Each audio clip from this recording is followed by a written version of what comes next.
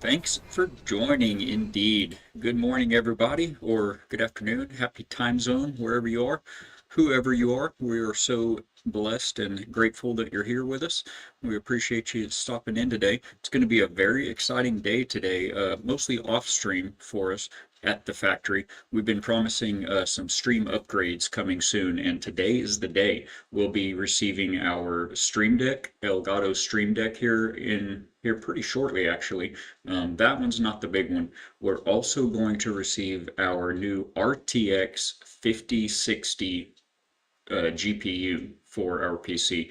Now that's an incredible upgrade, skipping 4 generations of NVIDIA's graphics cards, going from a 16 series to a 50 series.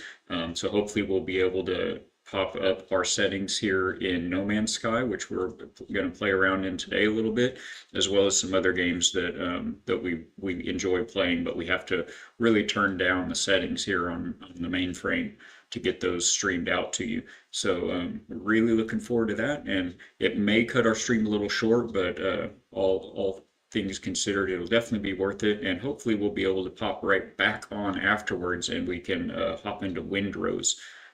It's an amazing crafting open world survival adventure out yesterday on early access. Most of you definitely familiar and aware of it. And we're going to be spending a lot of time in Windrose, adventuring, exploring, as well as a lot of building, which of course we love to build here at the factory. So for today, to kind of fill the gap, we also do a lot of building in No Man's Sky. We like building our Corvette ships they introduced recently, and we've got a lot of very large, very neat bases. Feel free to speak up in chat if you want to tour any of those bases. You can see some of them here on the just chatting and the starting soon base build slideshow is a word I was looking for. So we do enjoy that, but again, we've got our settings turned down, so we're really looking forward to getting that upgraded. Today in No Man's Sky, we're going to be jumping into the Xeno Arena and see if we can't find some new companions, creature companions out in the world. We'll check our existing companions that we have, see what kind of surprises may be in store for us there. The update, it's not brand new, but it's recent, and in this update, they've added this kind of Power World Pokemon style creature on creature holographic table battle arena. And so you can collect companions from across the galaxy that you find.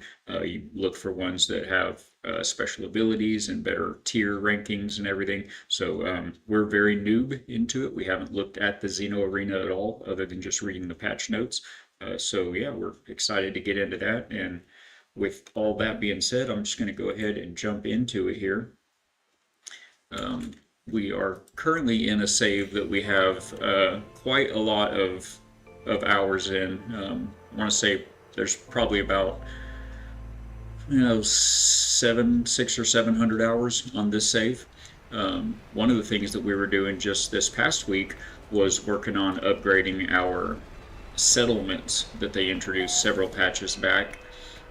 This is our first settlement that we found and became the overseer of here in No Man's Sky. At this we do have a second one that we were able to find and start kind of upgrading on stream a week or two ago. Sorry about that. This settlement here is a Korvax settlement with these kind of android Korvax digital electronic entities here. The other the second settlement we have is an autophage settlement, which is a newer, purely robotic race, kind of came from the Sentinels. Now this that we're looking at here is one of our bases. We built this base right here off of our main settlement, and so yeah, we're gonna from what I was reading, I believe you can there's a base part that you can build now that would enable you to host Xeno Arena battles right here at your base. I imagine we'll have to go to the anomaly to unlock that. I believe it'll just be standard in here for everybody. but we may check on doing that. I think we'll primarily for today focus on seeing what kind of stats our companions have and how the arena works exactly. Maybe try to get used to it a little bit before we throw one down at one of our bases and open it up for other players. So to begin with, let's go ahead and get to space, pop up to the anomaly or space station. I believe you can do either one. Looks like my ship is parked at that other landing pad, so let's go ahead and bring her down here. See what we're flying today. This is one of our solar ships, the Albatross. We'll hop in and see what we can do.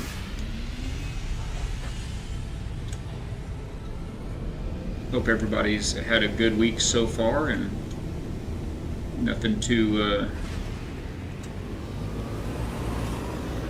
traumatic happening or anything. We've had some exciting things. Today's actually, I have a little brother that it's his birthday today as well, so it's kind of a good day all around. Unless you have not submitted your taxes yet. It's also tax day here in the US, so that's always too much fun. Fortunately, we were able to get ours done very early this year, so we haven't had to fret about that any. But in case he pops in, Zach, happy birthday today. I hope you have an outstanding, blessed day, man. I hope it's either as fun or as chill as you would like it to be. We're very far away from the space station in this system, aren't we? We're gonna get there and see what happens, see how it goes. And we'll just be keeping our eye on our phone notifications here for that GPU to be showing up. And I'm gonna try my best to keep an eye on the time, and if we can't get a handle on these ads, try to decrease the frequency of those. Now you'll definitely notice, for anyone lurking, I do have all my settings turned down quite a bit to be able to stream this with the current setup, so it'll be a great before and after type of a digital testimony of the difference a GPU can make. Let's see where we find these guys.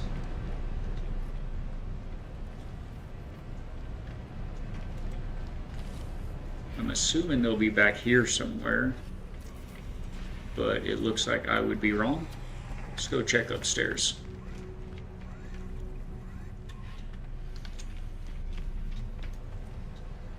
Excuse me, gentlemen, have you seen, oh, here it is, the Xeno Arena table. So first, before we actually jump into a battle, let's do a couple things. If you're new to the game, you do want to always make sure, now this shouldn't be an issue for us, but if you have a new save, you want to go into your settings here, network settings, and make sure this allow PvP with is set to no one, as well as adding and deleting base parts being set to no one. And then, look at that, we've got our Elgato Stream Deck. Thank you so much, my lovely wife. I appreciate you. We'll get into that here after stream and get that set up, and hopefully it'll make some of our transitions a little smoother. Amazon for the win. So yeah, you want to make sure these are set to no one. And what I'm not sure about is this Xeno Arena, the Xeno Arena. It allows you to battle not only other NPCs. I believe it looks like this fellow right here is ready to battle. If you go to the anomaly, I've seen and heard that you can battle, that there's a new NPC in the anomaly. I think, or maybe it's not new, but it's Oceanus, I think it said. So we can go check him out as well. But again, before we, and anyway, circling back, the PvP factor, got a little puppy cam going there. Mr. Murphy is our good friend. He heard Mama pop back in a minute ago. He's a good buddy. And she brought us a package, didn't she? Sweet boy. He's a Murphy. It's not for you, it's for Dad. He's a good buddy. But anyway, you can battle other players as well here on the Xeno Arena. So that's good to know, but I'm not positive if it doesn't seem to be a separate setting for that. Let's see, network. See if there's a new setting in here for, see, they did add this new setting, can access my Exocraft flatbed. That's a new setting under network. It doesn't look like there's anything related to the Xeno Arena, so I'm not sure if it's just a separate instance when you enter the table, if you can sit down at a table and wait for another player to sit down and it will allow you to battle each other, or if you actually have to turn on the PvP settings in the network. That's very risky gambit in this game. There unfortunately are a lot of griefers, a lot of PvP players in an essentially non-PvP game, since most people aren't playing No Man's Sky for that. It's all about exploration. There's really so much to do in this game, but yeah, there's a bit of a griefer problem in the game, so we don't really want to turn those on, those network PvP settings. So we'll find out here in a bit how that works. Now let's take a look at what we've got in our creature companion register here. So it looks like it says reviewing stats. Is that just because they're new? Current mood. Okay, so his stats are. Was that just? Oh, that is his status. He is reviewing. I would think he would be a very strong, warrior. Champion in an arena. Let's see how these traits work. So these top stats, I believe these are not new. This has always kind of been your stats for your companions. Now this down here, the traits, this is also not new. This shows the genetics of your companion.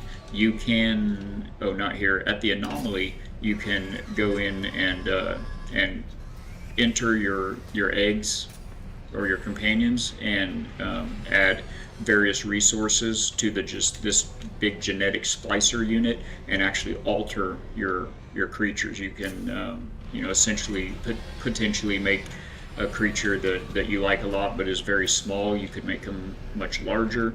You could make a peaceful creature be aggressive. You can change the coloring and look for rare variations in colorings and all that. So it does not look like in the companion register here it shows us anything about their arena stats.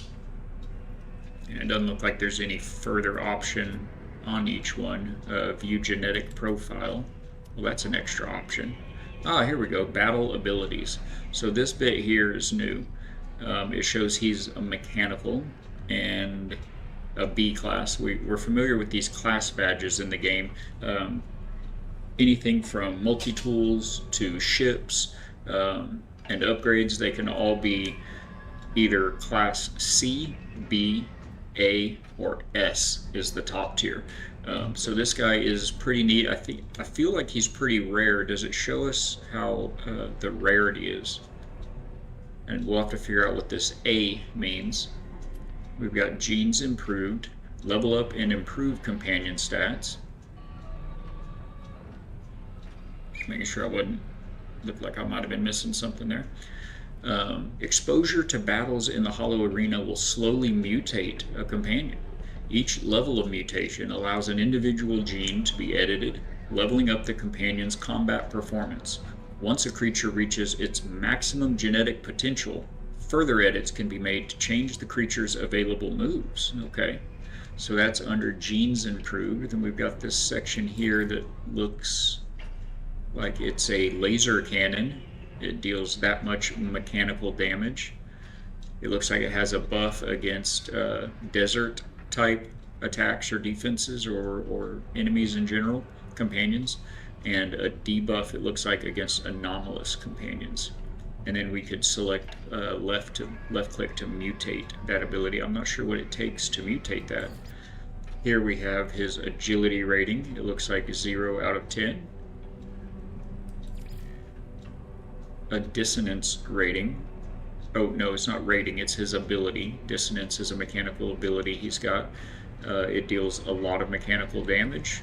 and it increases the combat effectiveness. Ooh, it increases the combat effectiveness of the opposing creature by 20% for 4 turns. That seems like a very large debuff, but looking at the damage number here, this is 7783.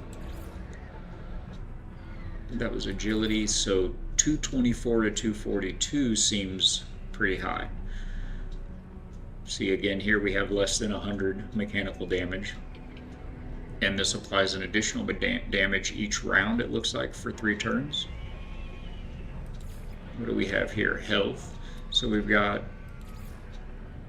the improved genes, an ability, the agility, another ability, and then health. What is on this other side of this dissonant ability? Biological suppression. Okay. And then barricade is going to block 21% of damage. This is all very new to us, so if you're lurking, bear with us, and we'll try to learn something together. Definitely let us know in the chat if you have any tips or insight or anything. Self-destruct. Deals 1,000 mechanical damage to yourself and increases the defensive strength of your whole team by 71% for 6 turns. So that seems, I mean, it's incredibly sacrificial, but it looks like it would allow your team to win a match, essentially. That is an enormous defense buff.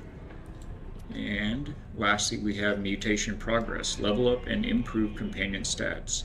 Exposure to battles in the Hollow Arena will slowly mutate a companion. That's what we were reading up here. Okay, so that is this fella. It looks like we can...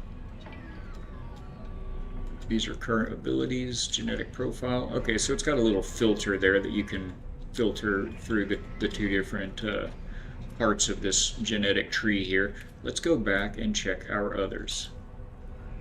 This fella, it looks like you just double click on him to get into here. He is also a B. Very low rankings on these so far. I'm just going to zip through these and see if we have any A's or S's. This fella's an A fire ability. Very ferocious and protective. This was one of them that I wouldn't mind trying to genetically increase his size at the anomaly. And his current abilities, Wild Swing, Solar Flare. I'm sure we'll get kind of more used to these as we begin using them. Who is next? Halista is a tropical companion. He's a funny looking one, and he is a B class overall. I'm not sure what this little alpha sign here with the creature companion paw print. I'm not sure what that means. It didn't mention in the patch notes. I reckon we will learn that as we go. This fella's pretty cool. He's a very big one. He has S-class health. That doesn't surprise me. Like I said, he's a stout one. Not great agility. The combat effectiveness is a little disappointing. He's a big, kind of scary looking fella, but he's pretty placid, it looks like. Very gentle and a little playful. But overall, he is a A-class anomalous creature. So that's one A-class we've got. And this fellow may be the best we have yet, isn't he? He's pretty aggressive, a little aloof, a little independent, very playful, but he has A-class all the way down, and he's a desert, looks like, biome companion. So I would presume that different biomes are more effective against creatures from other particular biomes. This fella is almost all S's, and he's very fierce. He does not look like he would be, but well, wonders never cease. Sometimes things can surprise you. Huh. Alright, so far we've got this guy and this guy, and these 3 are kind of the best in addition to this flyer here. This fella's not bad either. He's frost, very aggressive. A frost biome. I think that's the first frost biome we've had. This is a toxic companion. And he's got middle of the road abilities. Ratty Ratty, a radioactive companion. Again, pretty middle of the road. Very aggressive though. And these others, we need to actually install new slots for these. We do have enough nanites, so let's go ahead and get that done so we'll be able to adopt new companions as we find them. Now I don't believe these costs scale. It looks like it's 2,000 nanites each in it. Well, that one was 2,500, wasn't it? So they are going to become a little more expensive as we go. That's 5,000 per here. It would just be real nice to unlock all these so we can get kind of the biggest, best squad going possible. That is expensive. We can't do them all. 3, 6, we can only do 2 more of them. Let's just hold off there in case we need those nanites before we're able to resupply them up, get them back up to the tens of thousands of nanites again. Alright, so let's do one little battle here, or at least take a peek in the Hollow Arena for our first time. It looks like you get to pick three companions, 3 champions to battle, and it gives you a little bit of information about who you're going up against. So I suppose you would want to try to build your team, your squad, in a way that they would have buffs against your opponent's squad. So either offensive or defensive. So it looks like we could find, he has 2 of these fellas, and they are both, are these all the same? Yes, they're both attack and defense. They have buffs against anomalous and desert, but they have debuffs against toxic and mechanical. So it would suit us well to use toxic and mechanical creatures to counter them. And then this guy also debuff against toxic and anomalous, and they're very good against fire and frost. So it looks like we're going to try to build our team out with toxic and anomalous for this battle. So let's see, this fella is anomalous. We'll throw him in there. Now, what I'm not sure about is, do you lose your companions if you lose the battles? Can the companions be destroyed in the battles, or is it like normal that you have to dismiss or abandon a companion to take him out of your roster? All right, so that's one anomalous. There's another anomalous. He's not very great rankings. Let's see if we've got some others to work with here. Toxic, and he's got pretty good rankings. We'll use him, and he's radioactive, not toxic. You know what, let's take a look at this one more time. Was that toxic? Okay, not radioactive, it is toxic. Okay, so we'll get back in here, and we've got one anomalous and 1 toxic. So we're looking for either another anomalous or another toxic companion. And it looks like that may be all we have to choose from here right now. So, maybe we just send in our big gun here. Check out this guy. And again, if you're lurking, feel free to hang as long as you like. We are so blessed and love to have you here. But this is our first instance in the arena. We're a whole 15 minutes into arena play here, so certainly don't mind any help, any little tidbits or tips that you could throw. Why is he empty? It looks like I was selecting him. Remove from team. Oh, he is right there. Okay, so we unselected one of our other fellas. Who did we unselect? This guy. Do we only get 2? It looks like it lets us have 3. Add to team. Oh, you just got to hold it down like everything else in this game. Okay, and then we will confirm the team.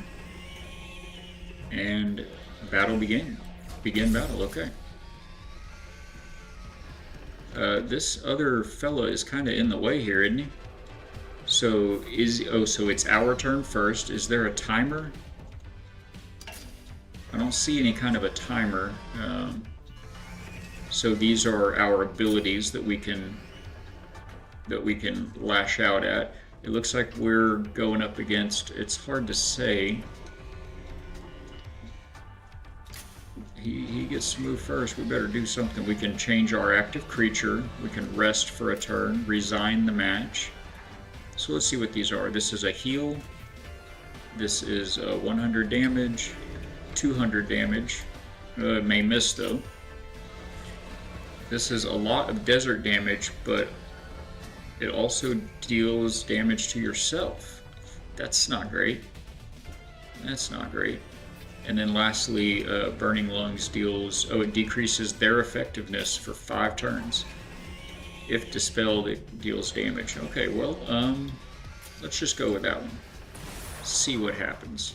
We give him the Burning Lungs. And then it tells us down there that what he used, and the other fella used heal. And so now it is our turn. So it doesn't run through the squad, it looks like. It looks like it actually is gonna just pit these 2 creatures against each other for the interim. Oh, and it looks like it tells us here, oh no, these are his current effects, not his abilities. Okay, well, let's try to do a little damage, I reckon. I wish this other fellow would move out of the screen, out of the shot there, so we can see the battle. Can we move our camera? Oh, that doesn't look good. That hurt. Can we heal? We may need to do a little heal here. Hey, look at him go. And now I reckon it's his turn. He's choosing his next move. Slow decay. That seems bad. 64 damage per turn. Ouch. Okay. This is going to do a lot of damage to both of us. That's a pretty decent one, but it may miss. We'll just give this one a shot. Don't miss, don't miss, it missed. Wait, did it miss? Oh, it did not miss. That fella's creature health bar is right up here, and he's not looking too healthy. Can we do our Burning Lung again? Oh, he healed up. We've got that slow decay on us again. Let's hit him with the Burning Lung one more time. We better do a heal after this one, I think. We've got 329 health left. Ooh. And that slow decay is getting us. How can we dispel that? Let's get a heal off here. That's a damage, that's a damage. A dual damage. Let's do a heal. We're going to need more than that. This is a pretty even matched fight here for... Looks like we're running that hourly minute and a half ad, and it's only been 20 minutes into stream, so that's not ideal. Suboptimal. He used a large heal.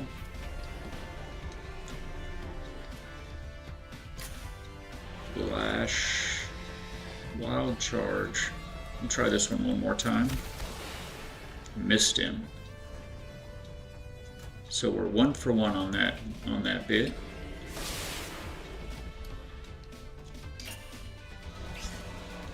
I'm gonna have to add a little thank you message in chat for ads. So those are down, that's down. Don't want to do that one, I don't think. Man, we need a heal, but it is down for 1 more turn. Let's just lash out at him again, hope for the best. Can you change the camera view?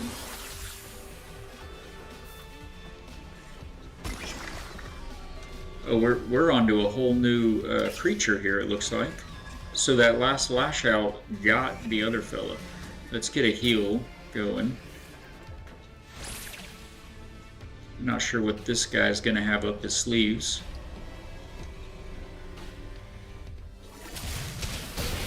Oh my words, that was horrible. Okay, who are we going next up against this fella? Let's use this guy here. Back from ads. Thank y'all so much for hanging through those ads. We're gonna get a little bit of a timed message put into chat. We'll work on that today after stream. And just let you guys know we really appreciate you supporting the channel and hanging out through those ad breaks. We did decrease the frequency of those yesterday while we were working on some things, and so they should be a little less, but that looked like we're 20 minutes into the stream and you got hit with a 90-second ad break, so we'll have to make sure that we've got that set up right. But thank you all so much for hanging out. The factory will always be humming just right on the other side of those ad breaks, so surely stick around. What you did miss though is our #1 creature. He was defeated in one shot by this guy.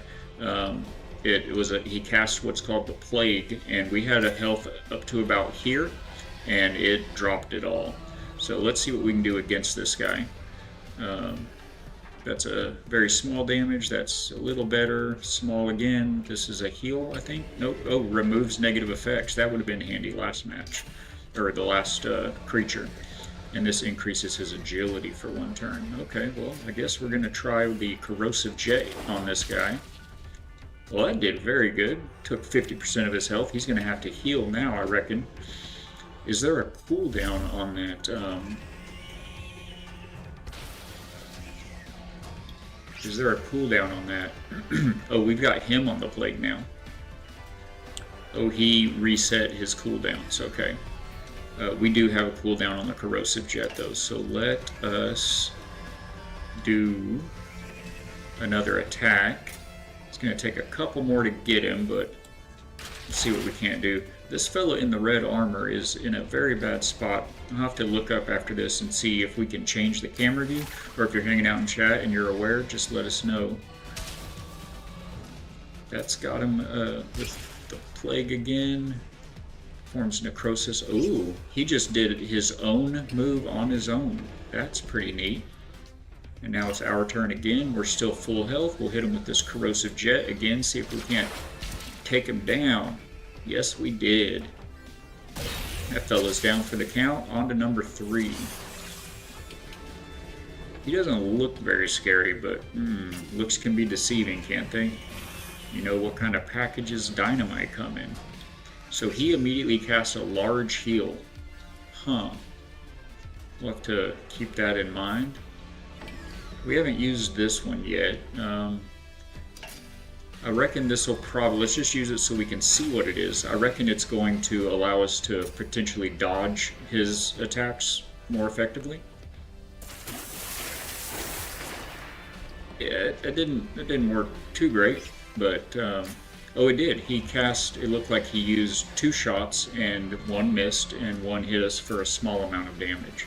So that's not bad. Let's hit him with our big blast here. That wasn't super great.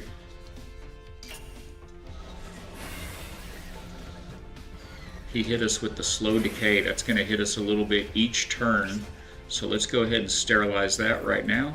We're going to remove that negative effect. This is pretty fun. It's not really the content I expected to be added to No Man's Sky, but and I've never, played any kind of turn-based matching type of game like this at all. But we love No Man's Sky, and today we're just trying to get something that will stream out well for you guys while we await our new RTX 50 series GPU we're going to be putting in later today. We did just now arrive. We did just get our Elgato Stream Deck, so we'll be inserting that into the stream as well. Hopefully we can get some smoother transitions and whatnot going forward. So what can we do? We'll hit them with this Corrosive Jet again. And by all means, chat, feel free. Spoilers are welcome. This is our first foray into the arena, or again, anything remotely similar to this. So any little tips or tricks, be happy to hear. That was painful. That little guy doesn't look like he could do that kind of bit, does it? Now, did that give us any kind of turn-based damage? It doesn't look like it. It was just 1 shot. But we do not have a heal on this guy. And this is our 2nd of 3 champions. He's on his 3rd, so knock on wood. It looks like we may be looking pretty good to win this one. Let's see if we can hit him with this. He's still looking pretty good on his health, and again, we don't have any heals with this guy. Oh, they just switched out. Okay. So that took a turn, I guess. Does that take a... Yeah, it did. It's our turn again now, and he just switched out creatures. This creature has an enormous amount of health. We may be in trouble. Let's see if we can't start knocking that health down a bit.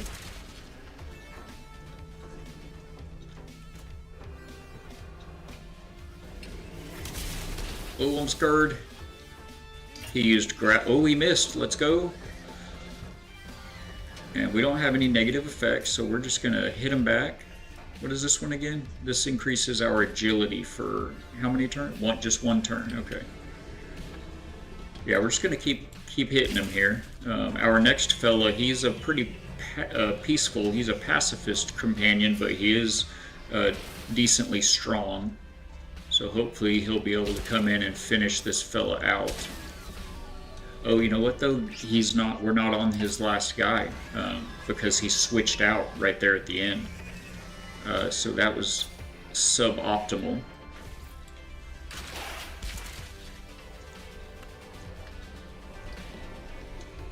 Noob battle. Let's go. Are we dead? Did he miss? Oh, we blocked it. Let's go. Oh, and he used Sacrifice. We read that ability on one of ours, so that actually destroyed his character, but it may have given the rest of his squad a bit of a boost. And we are almost dead, and we have no way to... Chad, do you know if when your creatures are destroyed in a hollow match, are they gone out of your companion register, or they just don't get as good of a buffs and experience for that round? I wouldn't imagine that it actually, removes them from your companions. But yeah, let me know in chat if you guys have played and if you're aware of this. We're gonna try to take this fella. Actually, you know what? We may. Yeah, we'll just keep at it. I'm just gonna keep after him. We were doing pretty good on this guy before he switched out to the other creature that he used.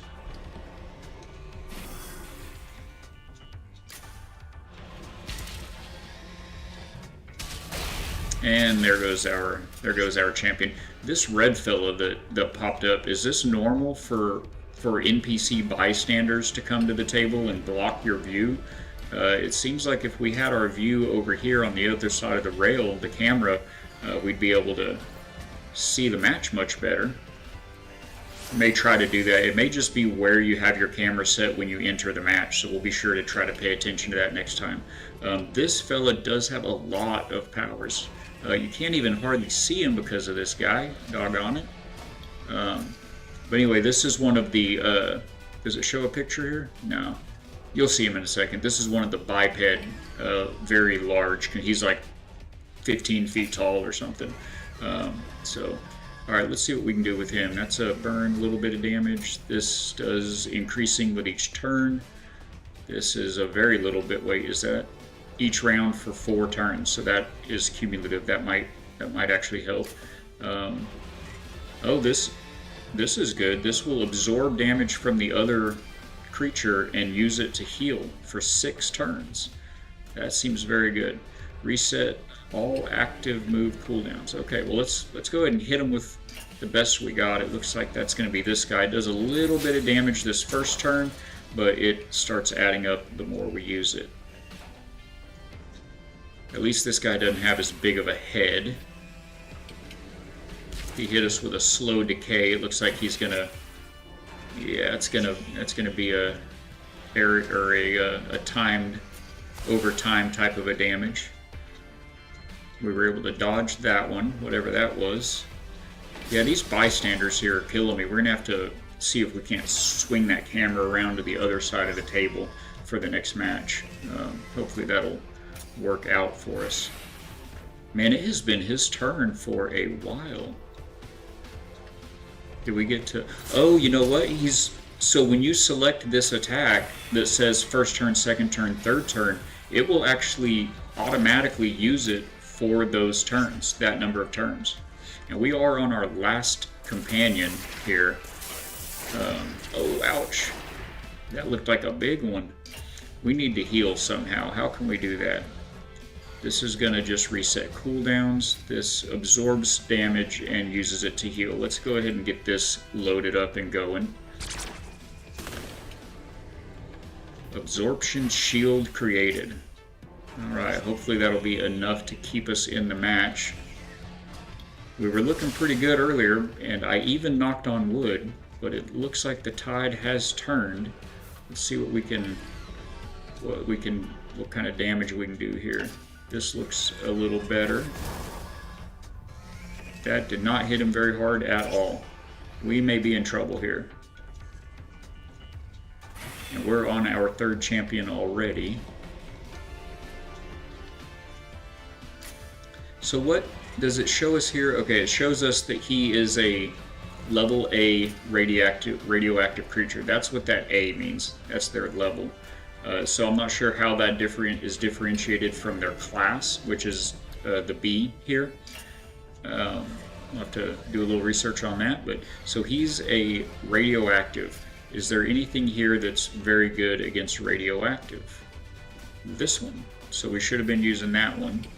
It's going to reset all of our cooldowns so we could hit him with this again, and it's also effective against radioaction. But man, we are almost dead, chat. We may be losing this one on the very next shot. Although we do have our shield, absorption shield, turned on right now, so we'll be taking a little bit of that damage and using it to heal. Oh boy, this is very close, and it's his move. Yeah, that's GG's. That's a GG's. Goodness, knocked out, and that is all she wrote. We have lost our first alpha challenge of the Xeno Arena.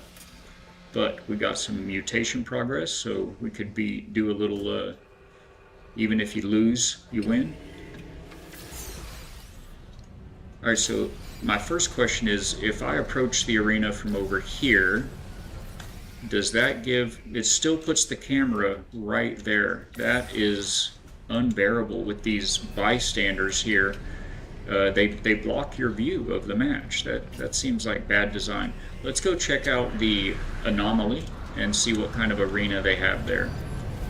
We'll hop aboard the Albatross with me and take a little cruise. This is one of our favorite solar ships that we found. Many hours of hunting.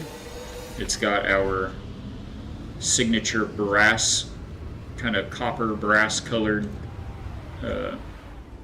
sails, the solar sails, and it's an S-class, and you can't see the front of it right now, but it has the kind of spider face looking front end, the nose. Very cool. Now, if you're just tuning in and you're not familiar with the game, this structure here is called the anomaly. This is something you can summon at any time from space and enter into, and this is a multiplayer, what would you call it? It's just kind of the meeting place, the town square for all of the players. So when you pop in here, this game is so vast. If we have anyone that's not familiar, this game has, I don't remember the number of planets per galaxy, but it has 255 galaxies in the game, and you can travel from one to the next by, in the galaxy you're in, you jump from solar system to solar system, and you work your way towards the core of that galaxy, just right into the center of the galaxy. Once you reach the center, then it will transport you to the next galaxy on the list, and there are 255 galaxies. Each galaxy has countless planets. The information's out there on you can Google it or whatnot, but it's in the billions of planets. If you did nothing but eat and play No Man's Sky and never went to the same place twice, you would never ever in a human lifetime, be able to see all of the planets. So the game is vast. It is a multiplayer game. There are massive multiplayer online, I guess you could call it, but there are other players out here in the galaxies. If you're in the same galaxy as another player and you happen to enter the same solar system, the same grouping of planets around a particular star, then you'll see a little message that there's another player in the solar system. That just never happens. It's so vast, even with all the people that play this game, it's very rare to run across another player out in the wild. But you could come here to the anomaly, and other players also enter the same anomaly. So we have multiplayer turned off right now, but typically you would see other players' ships in here and other players themselves. Let's give this little pop-up here a read. This is why we're here. Adopt different creatures from a range of biomes and form your own battle team. Challenge alien life forms at space stations, planetary archives, or outposts, and take on other travelers at the space anomaly. Excellent. Challenge other players or alien life forms in simulated creature battles. Learn the strengths and weaknesses of each creature's speed, size, and native climate, and refine your strategy to claim victory in any situation. Discover and master hundreds of attack, defense, and healing abilities for countless tactical possibilities. Experiment with genetic modification to evolve your creatures and enhance their performance in battle. So that's a little bit of a recap of kind of what we already knew.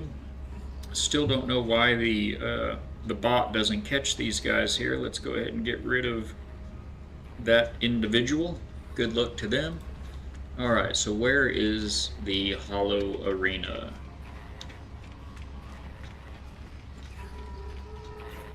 Doop-a-doo. You know what, while we're here, let's hop into the back. At the back of the anomaly here, you have a lot of research tables and NPCs that specialize in upgrades for various parts of the game.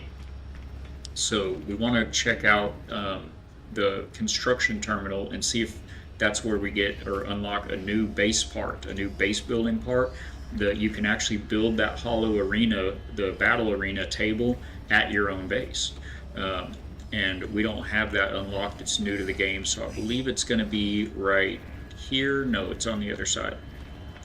And you'll notice the 4 individuals flanking these 2 machines. There's 2 over here and 2 over here. These NPCs are for your upgrades for various mechanics of the game. So this guy here will have a lot of upgrades for your exocraft, for all your vehicles. This fella here, it's the same thing, but he has upgrades for your multi-tool. That's your weapon in the game. It's your weapon, it's your drill, it does a lot of things. There's one example of one there. Ours is this staff that we have. Then on this side, we've got Celine here. She is the exosuit upgrade. You can also come right here in the anomaly and unlock an expansion for your exosuit. So your inventory slots here, you can add more. We are maxed out on this character, so we don't need to, it won't even let us do that. But yeah, she'll give you various upgrades for your exosuit, for your character, your player's abilities. And then Hyperion over here has various upgrades for the starships. Now, these are good to know about, but I will say this. These 4 in here at the anomaly, their upgrades are suboptimal. If you want the best upgrades for, say, your ship, you would want to head over to a space station. In every single solar system in the game has a space station. You pop into that space station, and there's terminals with NPCs kind of like this for each of these 4 game mechanics, and those you'll find much better upgrades. Now, of course, to find the one you want in that top tier class, you'll have to do some exploration and pop around to different systems, and that's really what the game's all about, is exploration. So let's check this construction research station and see if anywhere in here we have a new arena module.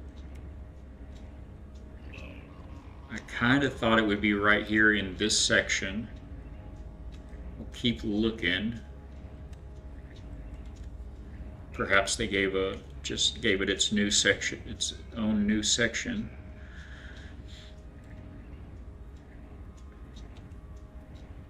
These are all base parts that you can unlock and build at your base. It's such a fun game to build in. Just let us know in chat if you want to see a tour of any of the bases you may have seen on the slideshow for the Be Right Back or the stream starting soon slideshow. Lots of neat bases we've put a lot into.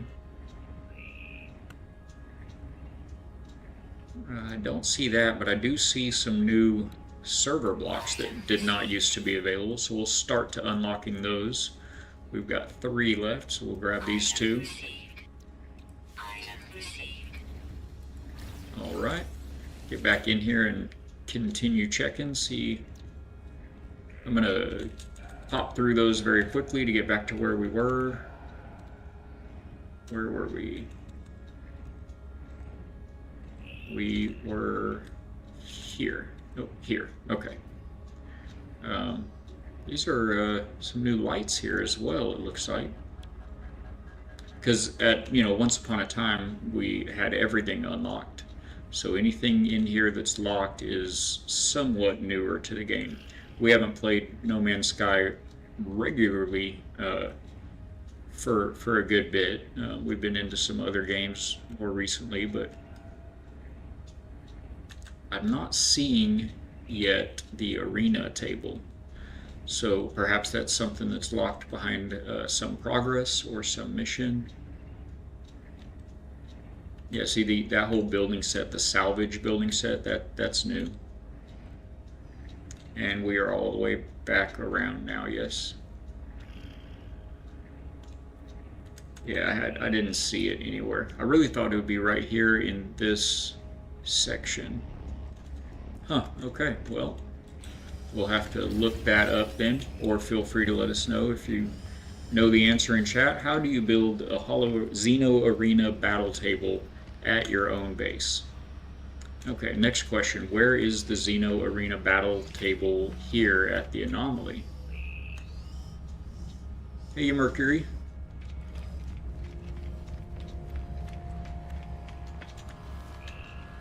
Hey, buddy.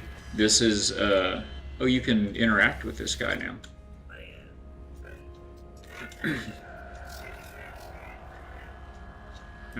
Nice. Glad to hear it, buddy. We helped, no, it wasn't Tethys. It was, not Polo. We helped Polo build him on one of the missions. All right, do we see anywhere down there the arena table? Just a bunch of landing pads. Okay. Let's head out to the other side and check there.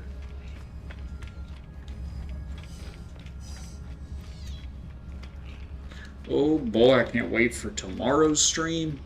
If we can get it done quickly enough, we may pop back in this afternoon with some Windrose and continue our journey there. We hadn't been able to stream that since it came out, really since one of the patches that they did on the demo.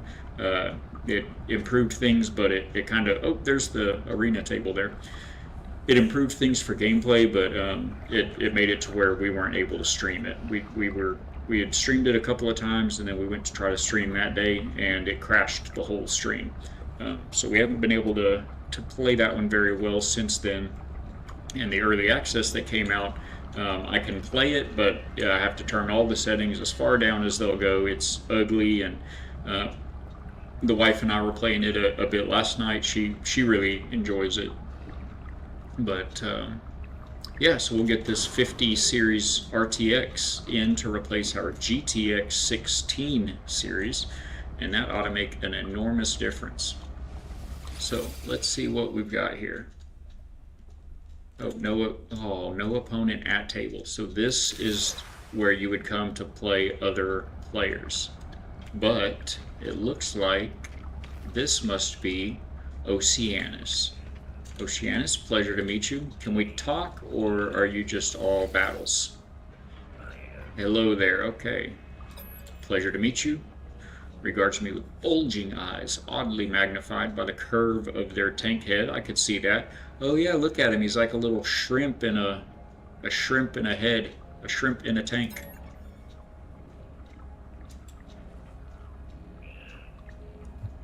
Okay, we'll show him our register.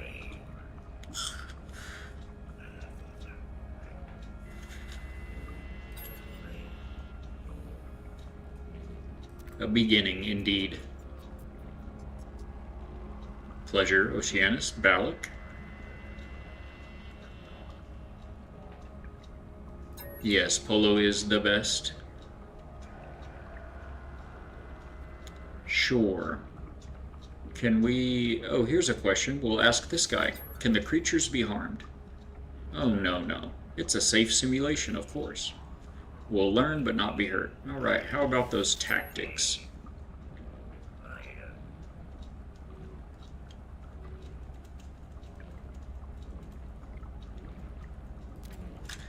Let's throw up some music here today for some background. Okay, here we go. I have a feeling this guy is gonna spank us. So he has his attack profile is not good against fire and tropical and toxic and anomalous. So these two are probably good. Wait, how do they fare against? They don't have any. He's good against radioactive and mechanical, so we want to stay away from those. But other than that, these two I think should be fine. Ideally, we want something that is going to be good against anomalous, which is this purple symbol. So we want something that'll be good against anomalous, but not a radioactive or mechanical, because they are good against them. Or fire frost for this fella. So let's see who we've got. Reminder, radioactive, mechanical, fire. That's about all of them. Mostly we want something that is good against anomalous. Okay. Let's see. He is mechanical. He's very good again. Let's stick him in the show. How are you, sir? You're good against those. I don't think you can really help us much on this match. Kind of the same for him. He is good. Alright, so let's remove this guy first. How do we do that? Remove from team. Alrighty. And you as well.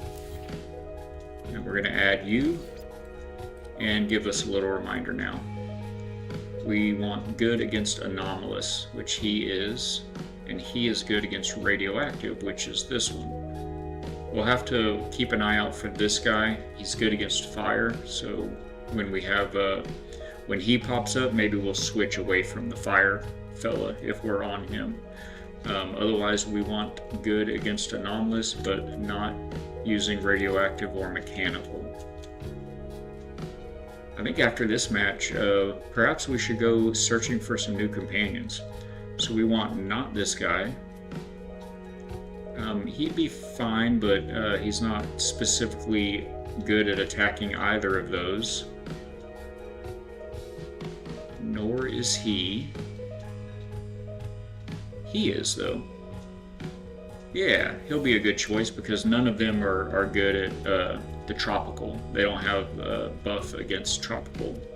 So let's confirm this team and see how we do. If you're just joining us, our very first ever Xeno battle was just a few minutes ago, and it was close, but we did lose. And I guess our team learned some valuable lessons, and here we are back at it. On that one, we were at one of the space stations in the system we were in. This is our first foray against Oceanus here at the Anomaly. So he's got an anomalous creature up, and we've got this guy. He was good against anomalous. So let's just see what we can do here. That's a small amount of damage. That's a three-turn damage there, and it doesn't do a whole lot still. This one increases combat effectiveness, but it takes 3 turns to do it. And that's a heal and increase the agility. So he's only got a couple of attacks, it looks like. I reckon we'll start with a bite.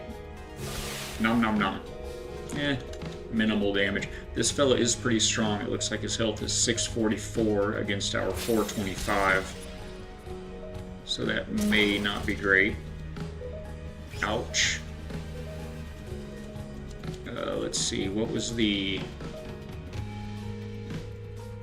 Maybe we don't do the heal just yet. I'm going to increase that combat effectiveness first. We'll save the heal for when we get down a little bit lower. Any tips or any tips you have for the Xeno Arena in chat? Feel free to say hello, try this. Don't do that. Be sure to check this and the other. So what happened? We losing again? Oh, we're just increasing our combat effectiveness, and he's increasing his. That's not great. And we have that void egg he hit us with that's causing damage every turn, but look at that. We hit him hard on that third turn. Not as hard as he hit us. Okay, bye-bye, Holly Halista. I hope you've learned valuable lessons.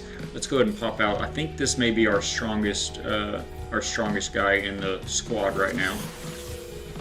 Let's see what kind of abilities he has. A fire damage, almost 100. That is an incredibly large amount of damage on that one. He's got a solar flare that is going to increase the combat effectiveness a couple turns and then deal a lot of damage on the third turn. This one absorbs damage and uses it to heal. That turned out to be a good ability for us last time. And this one is going to decrease his combat effectiveness for 6 turns. And if he chooses to dispel that, it will almost kill him. Let's just try this wild swing first and cross our fingers, see if we can get it. It's a 50-50 chance, it says, and we missed. A swing and a miss. A wild swing and a miss. Oh, reflective shield. That seems bad. Let's do our... didn't we have a heal one over here somewhere? Oh, decrease the combat effectiveness. Let's do that.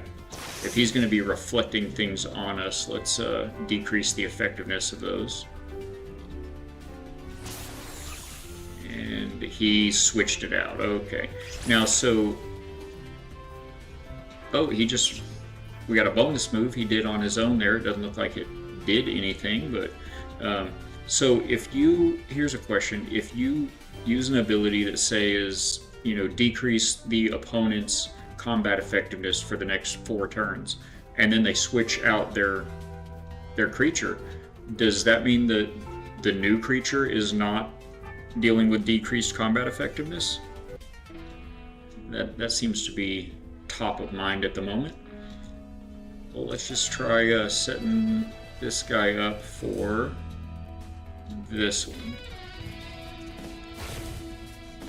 So we're just going to charge up for a couple of turns and then hit him hard on the 3rd turn.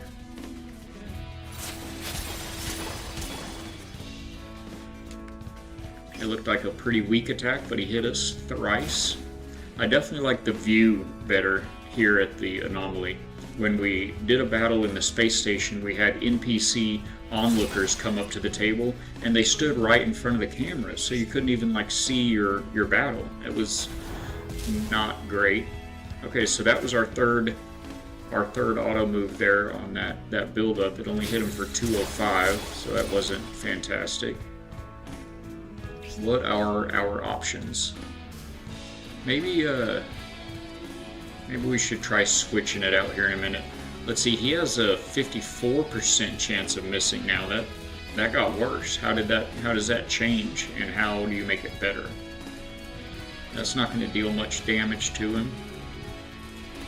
We're going to give it a shot.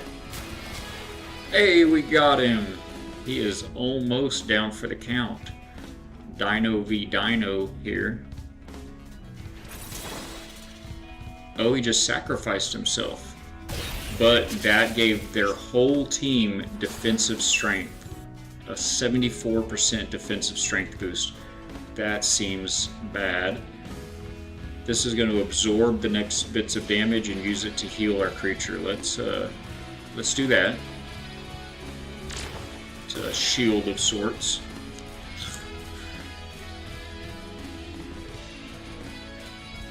swear these are the biggest chatters in the house right there. I missed what happened. He used a... Wait, that's us. Oh, he switched out again. He switched creatures on us again. Okay. Looks like we only have one option here. We'll hit him with a tiny bit. He does not seem to be... Oh, he's good against fire creatures. We should have switched out. Okay, luckily he wasted a turn. He's not attacking us, so let's go ahead and switch out our creature for Boilos. Let's see, Boilos is good against radioactive. Excellent. That's our guy. 35 health for their turn. Per turn for their opponent. Huh. Alright, we can... So, did that give us a debuff? What does this show? Restore health every turn. Oh, wow. That was a horrible ability for them. Okay, let's hit them with something hard. This one, maybe? What do y'all think? I think we'll try that one. See what kind of... Oh, man, he absorbed all that. Oh, because they put a shield on just a minute ago, didn't he? Oceanus seems to be pretty good at this game.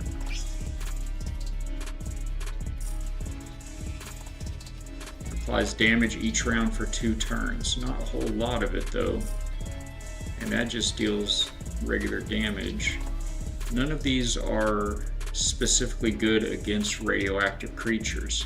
And he's got a couple buffs going on here. He's converting damage into health. And he has increased defensive strength. I feel like we're in trouble here. It's good that you can point here at your squad and it'll show in the tooltips what they're good at, what their strengths and weaknesses are. I think we are kind of stuck with who we've got here. We'll try this one that deals some damage for a couple of turns on him.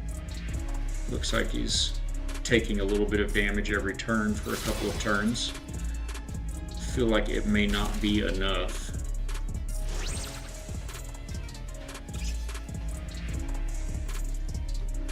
This is the strongest one we've got. It's just not specialized for that type of enemy. We don't have any negative effects to cure. What is this one again? Increases agility, so he'll be able to dodge and whatnot. I feel like we just got to keep after him. Man, we are not doing much at all. And they're right back with the defense. Wow. I'm gonna use this additional agility, see if it helps us maybe start tanking a little bit of this damage, or see if we can cause him to miss here or there. Hey, look at that, he did miss. We'll hit him right back. Starting to do a little bit of damage. One of his shields are gone. He had a couple of shields intact. Their agility stat boosted that, it said. We'll do this this debuff that's giving him some damage every turn for a couple turns there. Ow, that hurt. And we don't have a heal, we don't have a squad-based. You know, it occurs to me now, when building your squad, it's important not only to find creatures that have strengths against their creatures or don't have, aren't the type of environmental companion that their creatures have buffs against, but you also need to make sure that one of your 3 at least has some type of a squad buff. A couple of times here, Oceanus has increased the defensive capability of his entire squad all at once for multiple turns.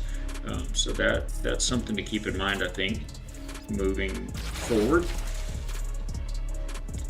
I definitely do not feel like we're going to beat Oceanus our first time out. We are going to go hunting for some better companions after this, I think. We are about out with this guy. I wonder if we should perhaps switch guys. I don't think we don't have anything that's gonna let's swap out. Wait, is this guy that he's using good against fire? He is effective against fire. It may not have been the smartest move there. What did he do there? Oh, that was just the switch happening still. And now it's our turn. Let's try this crazy wild swing, see if we can get him with this big hunk of damage. Alright. That was lucky, I feel like. Oh, he did another sacrifice. What did that give him? Oh, he used some ability called Rebirth, but we blocked it. So it knocked him out. Okay, that seems good. This is going to absorb some damage and heal us with it, but we're not too far down yet. Does this guy is effective against our fire creature. We're gonna go ahead and do this, see if we can survive the next couple of rounds, and then maybe we can take him out with that shot on the third round, or on the third turn. I mean, you guys let me know how the volume levels are. It's a constant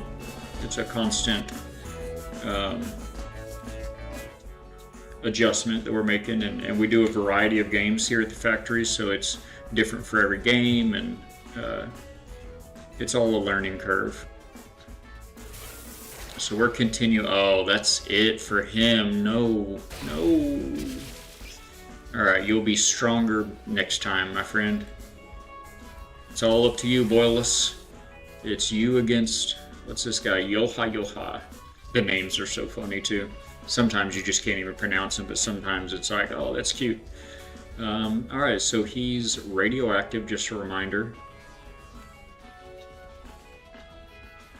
Alright, and so he does have a debuff against our toxic creature here, but we do not have a buff against him, right? Oh, we do have a buff against him. Defenses. We have a defense buff against him, but not an offense buff. Okay, do we have anything that actually heals us? I don't believe we do. This applies damage for a couple rounds.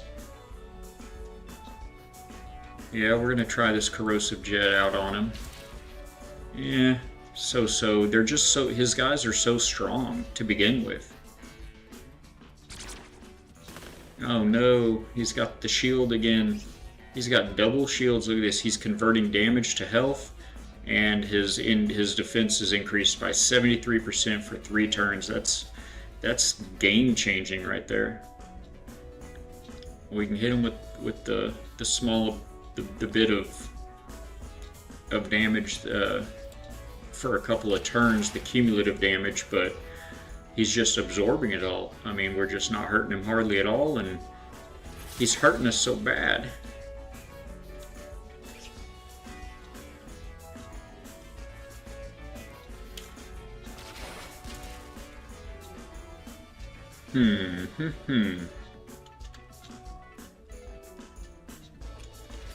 It's kind of more fun than I thought it would be, honestly. You could really get pretty tactical with all this once you kind of get used to it a little bit. What is the flag? Oh, the white flag. Well, I wonder why you would do that, since losing does give you experience for your companions. Losing just as winning does. I haven't won yet, but I'm sure that winning gives you more experience, or better experience potentially. We don't have any negative effects, but man, I mean, we have no way to heal. We can increase our agility, and that is the best we can do. That's all we can do. Hopefully he'll miss his next couple of shots, and we can land a couple of corrosive jets. I don't see it happening, chat. I think we're going down to begin our Xeno journey 0 for 2. Look at that. once to some random assistant in a station, and once to Oceanus himself. But we did get a little bit of mutation progress. Not very much. Not very much. Let's go see if we can find some better, stronger, faster companions, huh? We will be companion hunting for a bit now. But first, let's take a very short little break from the action here and check out this Elgato stream deck that we've got here today. Gotta love Amazon. It's a love-hate relationship, isn't it? It's like, come on, Amazon, we've got bills, let's go. Elgato Stream Deckio. Oh, this is going to help make the stream just run that much more smoothly. It's also going to be great for some productivity that we do in our IT roles. Let's get a little blade going here. Knives on stream? Yes? No? Right. The Elgato Stream Deck. Can't really see the unboxing too great here. Let's see if we can alter that. I don't know if I'll be able to get the camera angle where we want it. It's a little better. The Elgato Stream Deck, my first exposure. Oh, this is one of those really fun boxes that has the little plastic tab here. It's keeping us from opening the box. Oh, it's also our sticker. We missed one of our stickers here. Can we do any better than that with the camera?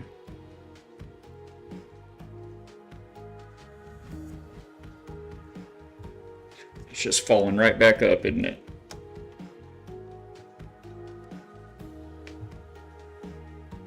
We'll just do our best here. Slicey, dicey. All right. Slicey, dicey, slice and dice. It slices, it dices. It makes julienne fries. Whoa. Look at that beauty.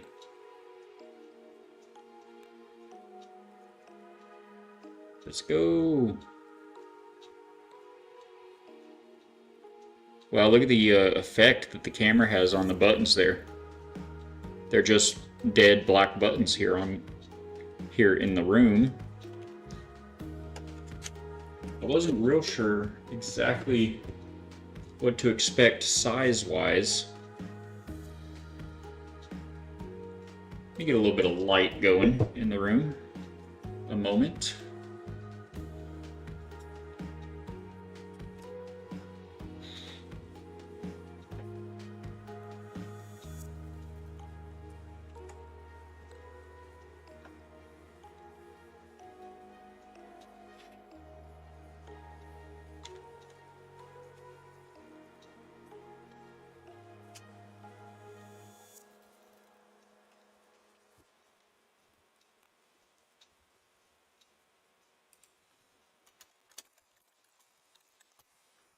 Just throw one of those in there, get some Forge Bible Bot going. Forge Bible Bot action. Alright. Elgato Stream Deck in the flesh. It's going to be so good. So there's that guy. Got a little bit of the ASMR plastic peel here.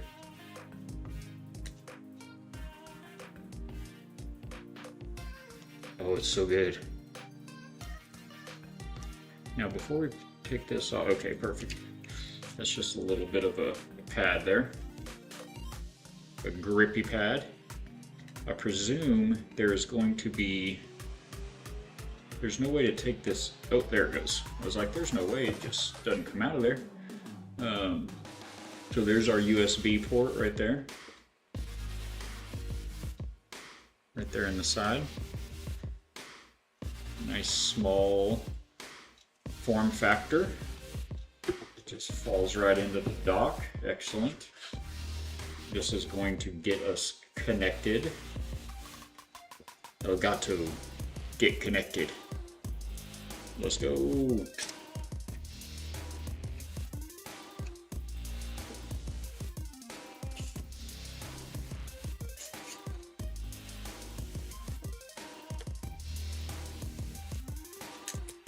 Wow, that little cling wrap from the bottom of the pad is no joke. Let's go ahead and fold that in itself before it pulls off the veneer from the desk or something. How about y'all? I'm always a keeper of the boxes. So we're going to stick that right back in there. We'll give a quick perusal of this, quick start guide. We better leave that out. This is the important safety instructions. I feel like we've lived enough life to be able to use our common sense in that regard. So, boxing, or unboxing, reboxing. All right. So there she is, our brand new Stream Deck. Step 1 of the stream improvements at the factory. I wonder if what's going on the YouTube side over here. It looks like the BibleBot, Forge BibleBot doesn't come through on the YouTube side. It's not even showing for that matter. Huh.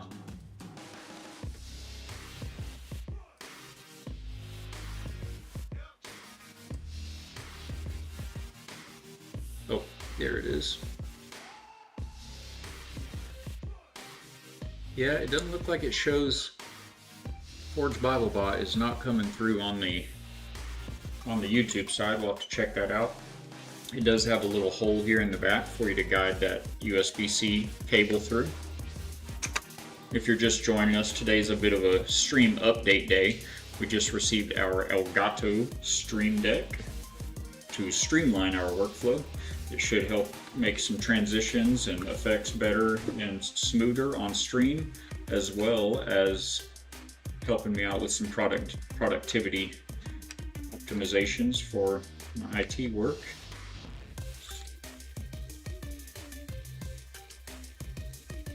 And then this went in that way. It's a fit. Alright, we're not going to be setting this up today on stream, but just wanted to go ahead and take a moment and unbox that before I take a quick break. I'm going to hop out and refresh my drink, try to see if I can touch the ceiling, catch a very short moment of some vitamin D through a window, and use the restroom. So if you want to take this opportunity to do the same, pet a dog, hug a cat, do what you can do to improve your wellness for just a few minutes, and we will be right back. Thanks, everybody.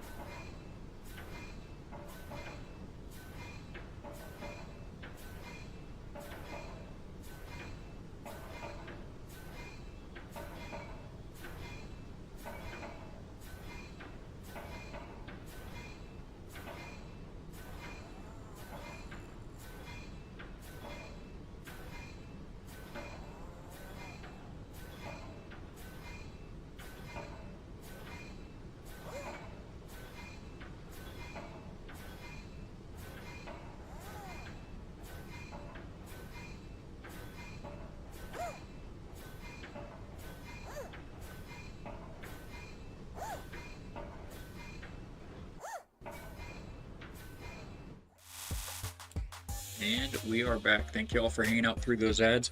I threw a message in the chat just to remind everybody we've got a YouTube channel going as well. You straighten this camera back out a little bit there. We were doing a little bit of a reveal, a little bit of an unboxing for our new Elgato Stream Deck. We'll get that set up later today while we're installing our new RTX 5060 series GPU. That's stepping up from a GTX 1650. So we're skipping 4 generations of graphics cards to hopefully be able to put out the very best quality stream for you guys, and we can stop turning all of our settings down on all of our games, and that'll be a very good thing. We'll get this camera figured out too. I'm probably going to have to get a different camera, get a desk cam going, so when we have those moments we want to look at something that we get going, won't have to do that. Alright, so here we are back at it in No Man's Sky. We're going to hunt some new companions. And again, I love you guys. Thank you all for being here. We appreciate the lurkers hanging out. Don't forget to use !chat commands to take a look at the various commands we've got. We're trying to grow that list. Have a little fun in the chat. We've also got the amazing Forged Bible bot installed and running. And you can use that to check out the verse of the day. You can use it to, there's lots of good commands actually. If you hit !commands, that'll show you all the various commands available for the Bible bot. There's Bible trivia, and can be a good time as well. Try to bring a little hope and healing to anybody that needs it. And just a further demonstration of how much we appreciate everybody being here. Now, if anyone in the chat has played this game since the Xeno Arena update, I'd like to know, are there I guess we'll find out here in just a second, but I'd like to know if there are different strengths and abilities among animals on the same planet. So here on this planet we're going to find, creature X. Is this creature X over there a better or different ability than the same creature X over there? It's a different specimen, but the same breed, the same planet and everything. So it's a kind of a question we're wondering about. Let's see what, oh, there's a Sentinel immediately. We'd rather not get in Sentinel battles at the moment. It's not what we're here for. So this is our scanner. We're looking for green puppy paws, like so. Those are small, whatever they are. Here they are.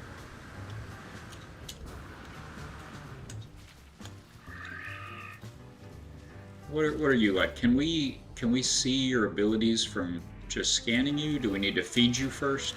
Oh, come here, sir. I have a question for your funny looking face. Okay, interact with animal. Collect, adopt as a companion. So I guess you may have to actually adopt them as your companion to then view their abilities. Let's check that out. I guess we would now go into, this seems to be a bit of a pain of a way to do it. So we should be able to find him in here. There he is. He's a toxic companion, obviously. So there is that, their environment, what type of environment they're in, that could be seen from space. So if you know that you need a radioactive companion, if you know you're short on mechanical companions, you can go scan from space the type of planet it is, and at least you'll know that all the creatures on that planet will be that type. So here's this toxic guy. I think we click on him again, yes, to view his stats and ability. He has S stat health. He's mostly a little gentle. So this, somewhere in here it shows, let's see, this is the genetic profile, and this is their abilities. So he's got sting and venom, and I guess we'll eventually you'll get to where you recognize these abilities just by name. But otherwise you can point at it and it'll kind of show you what they do, what types of creatures they're effective against or not effective against, etc. I don't see anything about him that's really gonna going to want us to keep him, but we have a lot of spaces available in our register right now, so this guy looks a little more promising. Oh, there's a sentinel right over there. Apparently we're going to go fishing for sentinels. Let's pull our weapon out here just in case. Where is, actually, you know what, let's get the, this is the terrain manipulator. This would be a better idea. If we get into any trouble, you can quickly, in this game, dig yourself a little tunnel. And once you get down here subterranean, that'll get you out of the atmosphere. Oh, this little guy needs a pet. You see his little broken heart? Poor fella. It'll get you out of the atmosphere, so if there's storms going, etc. Or, it'll also get you away from the sentinels if they've spotted you and instigated, where'd my other companion go? Is this him? Oh, I didn't actually adopt him yet. Right? Was it you? Was it you, sir? No, you have a different head. Look at you. I bet you'll be pretty good when you get big. What are you like? Let's add him as a companion, and then we can open our companion register here and view him. Oh, he's really, I don't think, maybe worth keeping. But again, until we get all of these pages filled up, looks like we've got 12 more that we can get before we're even full on that. So what else? You know what? Let's go to a different type of planet, actually. You can summon your ship from anywhere at any time in this game. Pretty fantastic. And I summoned it way over there accidentally. I had it right in front of me, and then it blipped over the hilltop and sent him over here. I think I was probably closer to it before I even resummoned it.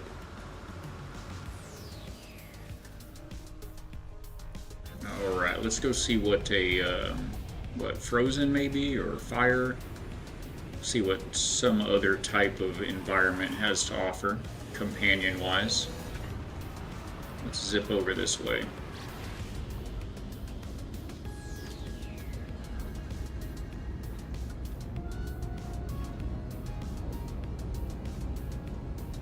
That should be close enough to give a little scan of these planets. Oh, we've already got this one scanned. You can just hit C.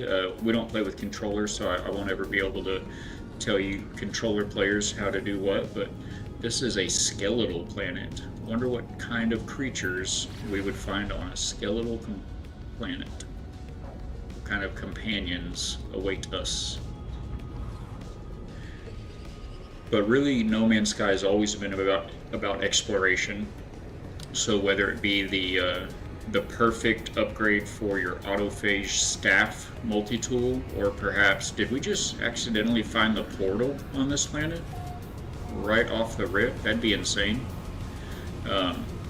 Whether it's that, or perhaps you're searching out the perfect ship that you're looking for, the perfect ship type, or you're looking for just the perfect planet to settle down on. Really, nope, this is a crashed freighter. We don't really have time for that right now, but it is as good a place as any to land, actually, because they have a little landing pad right over here. There she is. Once that turns green, you can tap E and it'll just kind of tractor beam you down there. That's an industry term for those not old enough for the original Star Trek. Alright, let's get to scanning here, looking for puppy paws, or alternatively, you can find, if you haven't discovered the animal yet, it'll appear as a red dot on your scanner. Now you can also go in, let's take a look at our discoveries page. You can go in here to discoveries and view the planet you're on, and it'll show us that there is one type of fauna on this planet, one kind of animal, and we have discovered him. And it basically just looks like a stick. So we may be wrong, but I kind of feel like, oh wait, there he is. Kind of feel like he might not be real effective, but maybe he is. That actually looks pretty cool. And we may not even be able to interact with this one though. We cannot. This is one of those, these that go subterranean in and out of the earth. There's like different bird looking kind of deals, and some that are just energy, some that are groups of tentacles that just pop out of the ground.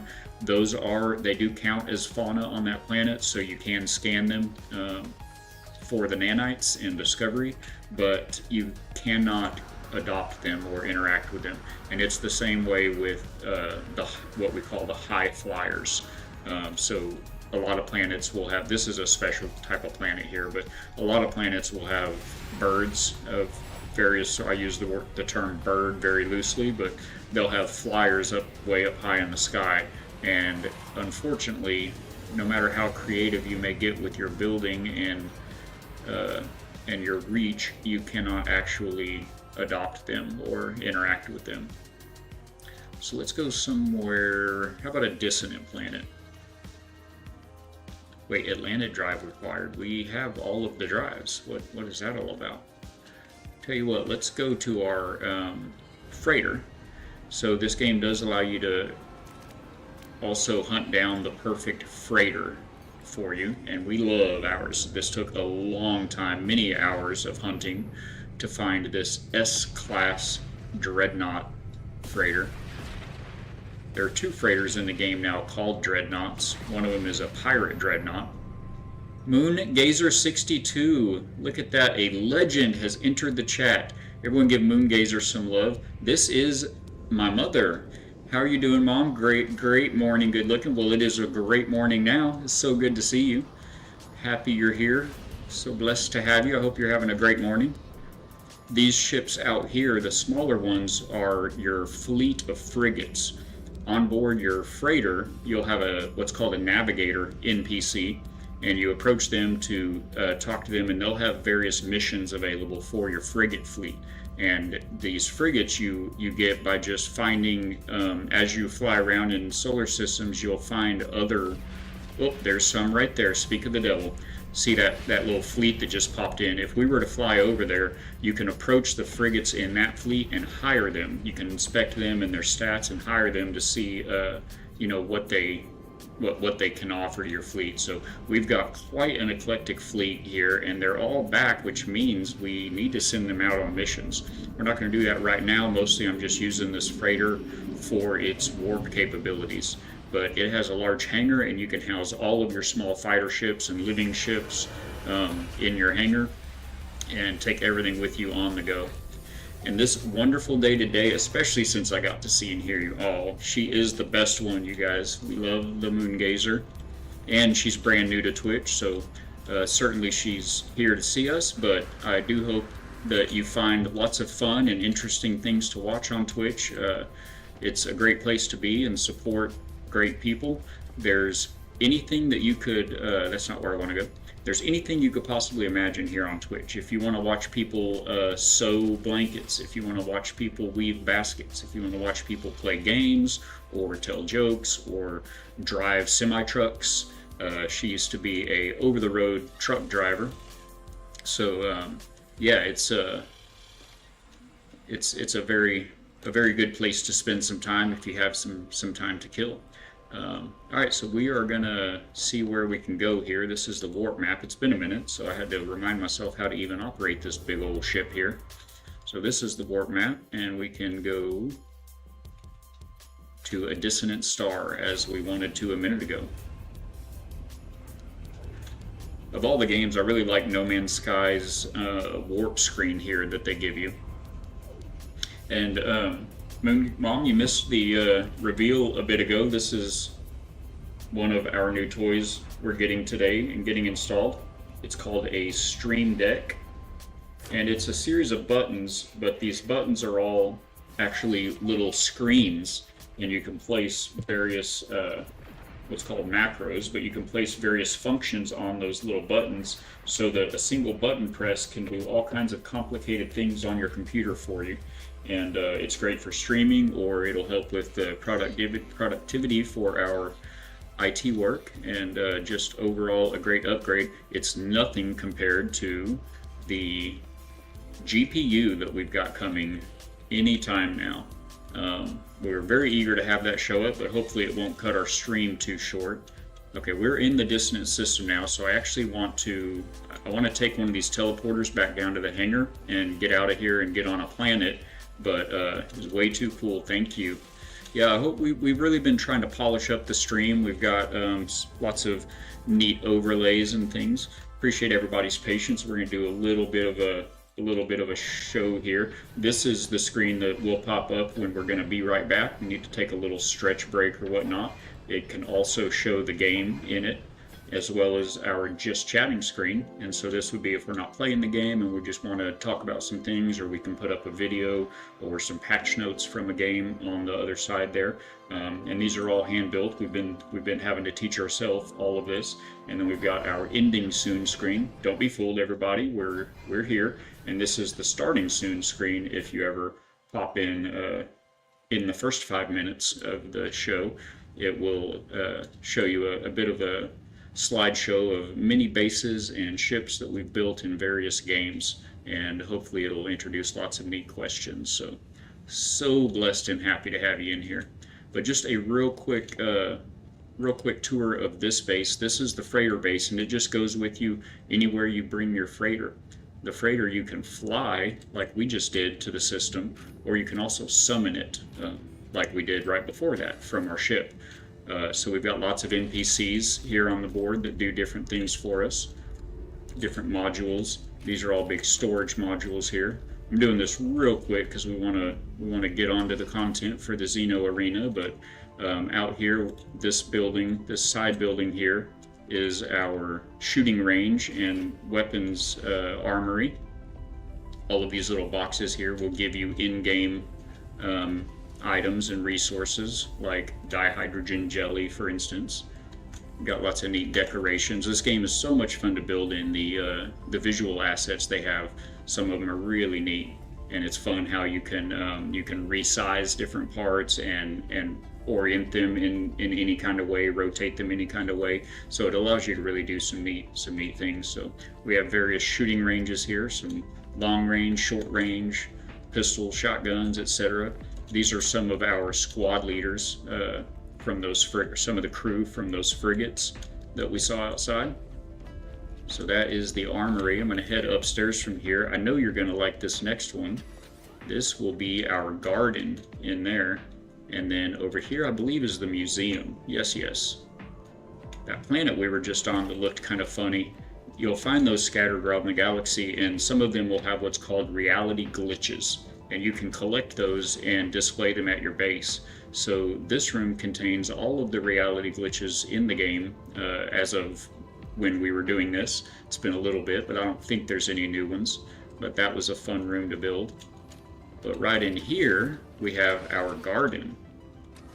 You've got a gardener or a farmer, I don't remember what it calls him. And then these are all of the plants that you can obtain and grow in the game. If you're growing them here in your garden, you don't have to go out and farm them in the game. You don't have to go find these nip buds if you need them for anything. On a side note, these nip to is what they're called, and they're a black market good in this game. So just gonna let that land where it will. And then so we've got, it's all symmetrical, so the other side kind of looks just like that side, but again, it's all different plants. It's every plant in the game. And on the other side from the shooting gallery, we have this side. This whole module here is our little apartment. Of course, T-Mama loves red, and she likes cooking and harvesting, making potions and health concoctions and all of that in games. So we always give her a nice red kitchen in every game we play. If you have parts that are able to be colored red, they're gonna be red for her. We got red rugs and everything. And we've got our little bedroom, little vanity corner over there. Of course, you know I'm going to have aquariums in every build. We've got a little wet bar, a little bargo, a little fireplace, and a bit of a living room out here. Again, with the aquariums, I cannot have enough of them. A little fireplace, some mock TVs. Looks like we're checking the galactic stocks, keeping our eye on our nanite investments, and then this is our bathroom. This is a good example of what I was talking about with rotating parts in different ways and sizing parts in different ways. This bathtub here is actually a little planter that's a much smaller little planter that we've made very large and colored it. Same thing with these little blue bits that are like the sink. They're actually a very large table, like a coffee table. So you just have to get pretty creative and see what you can do with the parts that you've got. We had to build our own toilet there. Some games will have a toilet asset in them, but No Man's Sky does not. And right off of the apartment is our little space garden. Don't ask how these plants survive the vacuum of space. It's a industry secret, a trade secret, but it's very nice to look at. Come out here and, I mean, the views are pretty hard to beat. You can see all of your frigates out here. We've got some living frigates you can see. These are actually alive, ships that are alive. And then this bit is my favorite. That's a waterfall. They did an update at some point that turned all of my blue to kind of a green, and I tried adjusting it and it didn't want to come out blue. So we've got some green waterfalls now, but you know, space, so I'm sure it makes sense. Something about the galactic mineral content in the air or something. So, and I think that was about it. There's a couple of industrial rooms in the back. One of them has some large refiners in it to refine materials, and the other one has some, they're called stellar extractors, I believe, and they just passively pull gases from space.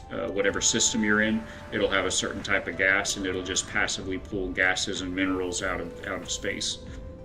All right, chat, let's go find a new companion. We've got 2 arena battles under our belt now, one at a space station against some random assistant, and one actually, that frigate there is a little close to the carrier, sir. The second battle was at the Anomaly. We battled Oceanus, and we gloriously lost both of those battles. Are there any planets in this system? I see the station. There's a planet right there. So used to other games, flight, you use Q and E to roll your ship, and left and right to strafe. But in No Man's Sky, there is no strafing. So left and right roll your ship, and Q changes the power setting for your ship from engines to weapons to shields to balanced. So you'll see me from time to time doing that. Nice little oopsie moments. This is a capped planet. Now I believe, we'll go find out, but I believe that's, let's go to the sunny side. We don't want to run around in the dark looking for animals.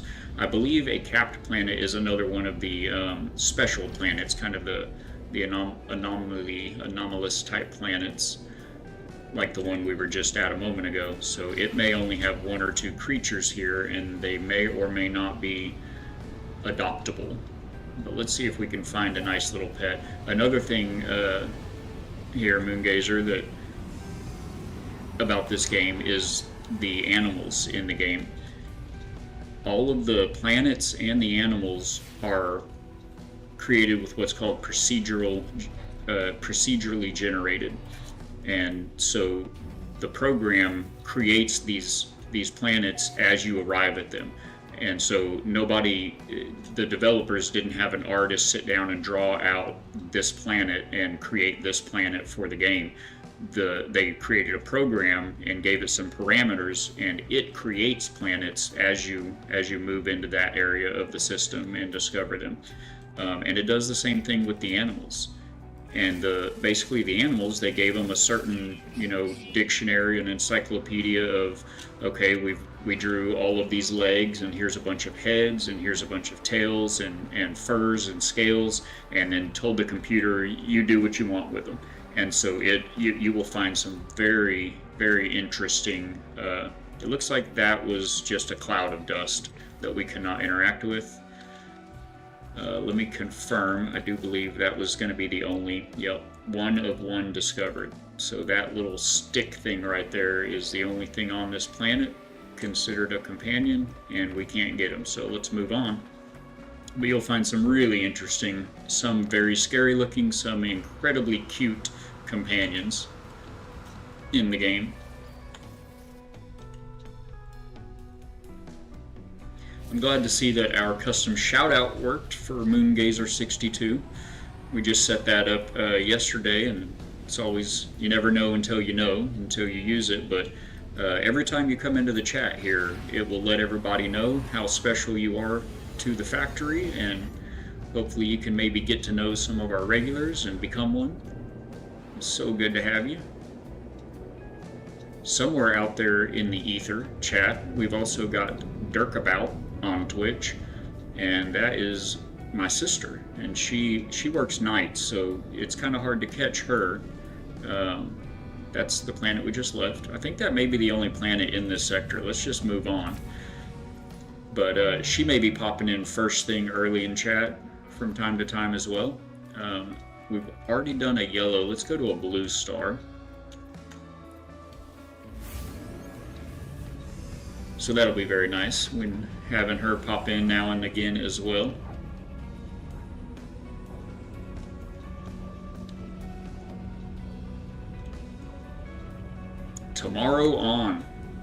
From tomorrow on, we're running everything at max settings, or at least near max settings. Chat, correct me if I'm wrong, is not the current series... Oh, we are in a fight. Isn't the current series of GPUs the 60 series? Do they have 70s out yet? Let's get our correct gun out here. There we go. How do we lock on? E? Excellent.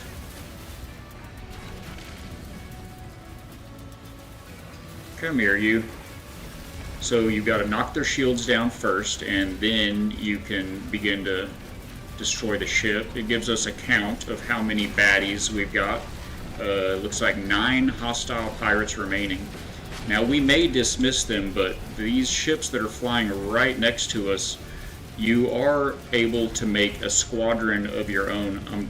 I'm shooting very slowly there for a second, because if you shoot a good ship, it'll actually alert the authorities on you, so you can accidentally get yourself in trouble sometimes. You've got to watch, just like in real life, if you're firing, you've got to look at what's behind what you're shooting at.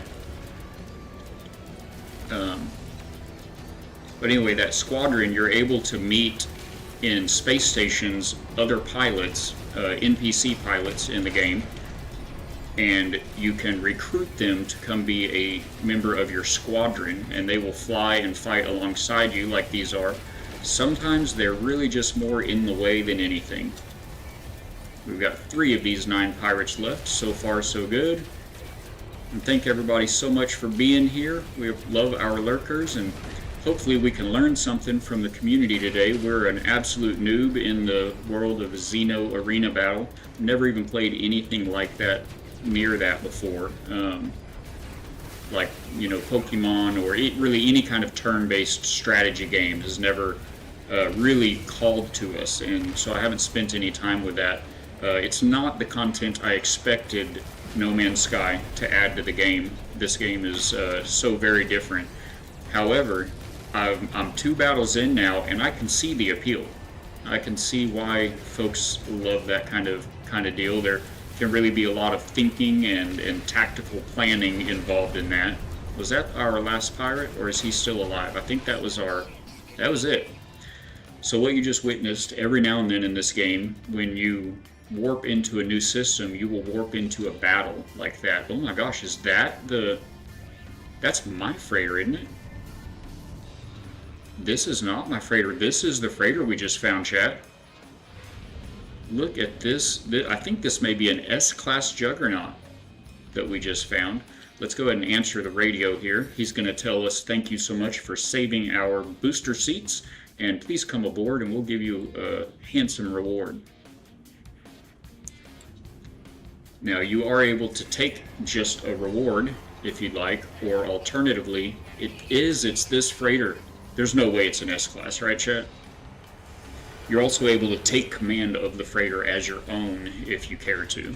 And we'll take a look at what this guy is. Now, traditionally you would get out, you would exit your ship here in the hangar and just run upstairs and talk to the captain to reveal what type of freighter it is. But if you didn't already know, you can just whip out your scanner right here in the hangar, and we can see that this is a Class C freighter. So as big and impressive looking as it is, we are not interested in it. We actually already have a Juggernaut, a large Juggernaut freighter like this, with a very fully decked out freighter base, and it's an S-Class. It took us forever to find it. But really just finding this type of ship, the Juggernaut, in this long format is very rare. You will find them sometimes, not as often as others, but when you do find them, they're just little short stubby guys. So that's why I thought this one might have been an S-Class. So in this case, we're just going to tell this man to shut up and give me your money. We're going to request a payment instead, and that will give us... It gave us standing with this species, this alien species, so they know we're friends. It's given us some gold, and it should have given it, I didn't see it pop up, but it should have given us a bunch of money as well. And if you care to, if you're in need of materials or just curious, you are able to pop into their freighter base right up there before or after speaking to the captain. You can walk into their base and kind of check out what rooms they have available in that base if it's one that you don't have unlocked yet, as well as if they have anything that's harvestable, if they have any kind of carbon plant walls or actual grow beds. I can't think of the right, the art agricultural rooms with anything growing. You can pick those things. So you may want to, it may behoove you to take a short tour of their base. You got to make a little turn coming out of that type of ship or you'll run into that fin. So, all right, let's get to companion hunting. What is this planet like? That's not the C button, sir. In my defense, there are a bunch of buttons on a keyboard, y'all. So this is it's another toxic planet. Let's see if let's go to something that's not a toxic planet for a moment. High temperature planet with a vile brood detected. This type of planet is not at all fun to spend any kind of time on. I've certainly never built a base on one of these, but we're looking for ferocious champion arena battle companion animals. So, let's pop out and see what kind of rare deep space object we just happened upon. It's a Dyson lens. Look at that. Very cool. I have seen them before, but for anyone that hasn't, we'll take a little look at it. Every now and then when you're pulse driving in this game, it'll pop up a signal, and if you're quick to catch it, you can drop out of pulse drive and take a look at various deep space anomalies. Some of them you're able to destroy. We can see if we can shoot this guy and get something for them. Some of them will mess you up if you try to destroy them. Let's see what happens here. I don't think the Dyson lens does a thing. Negative. So anyway, very cool. Now onwards as we were. I feel like this planet may be a good spot for tough animals. So let's see what they may have in store for us. And just a reminder, everybody in chat, we're live over on Ballot Builds on YouTube as well. So if you get caught in an ad during a crucial moment, don't miss any of the action. Just tab over to YouTube and find us there. And we appreciate and love all of the likes, all the subs. It really helps out the channel. We can do more improvements like this RTX 5060 that we're putting in here a little bit later this morning, later today. We'll get our Elgato Stream Deck up and running. It's going to be a great day for the channel. Plus, we've got Moongazer in the house.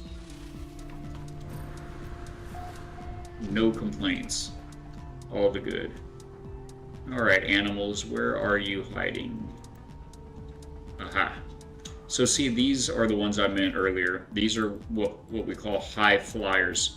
And these are they're able to be scanned so you can get information and nanites for the discovery, but you cannot get to them. You can get to them, but it won't let you interact with them. So you can't offer them a treat and adopt them as a pet and fly around on them. All right, there was a ground one here. What are you?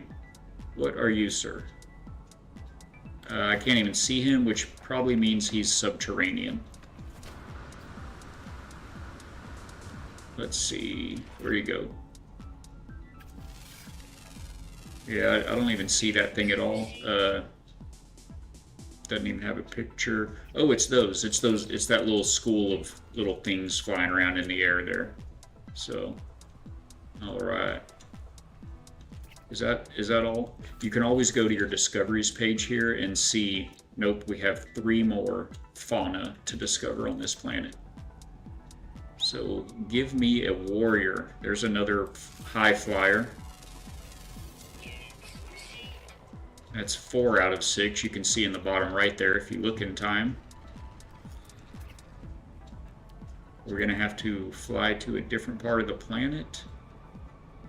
What do you bet the odds are that the last 2 animals are aquatic?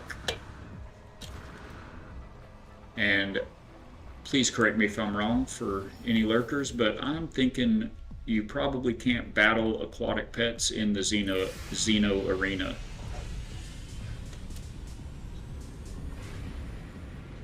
Just a wild guess. Let's see if we can find any bodies of water. Don't really look like we have any. Mountains as far as the eye can see over there. And can't even see past this mountain in this direction. Whoop, sorry. Get back on a engine boost there. Oh no, it's the darkness. We're hitting the darkness. Let's go ahead and land and do another scan here. And really this is what this game's all about, is exploration. You want to find that perfect ship, that perfect multi-tool, or that perfect companion. Sometimes you just want to find the perfect planet to settle down, build a big base on.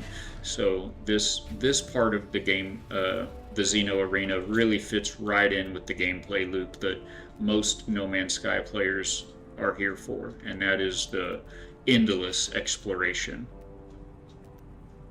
I don't see any critters around here. This planet is not as promising as I'd hoped it was. Where's me ship? Kind of blended right in there, didn't it? Let's go somewhere else. I may be wrong about this. It just seems like perhaps the more hostile the planet... Is that a radio call we've got coming in? Do y'all hear that? I think it is. No? May have been something on my background music that kind of sounded like it, but yeah, it seems to me like maybe the more hostile the planet, the more hostile and formidable the creatures may be.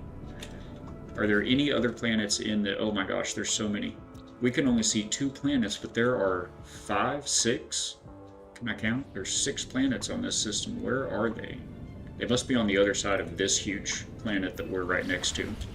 Let's zip over here out into space a bit and see if we can take a look.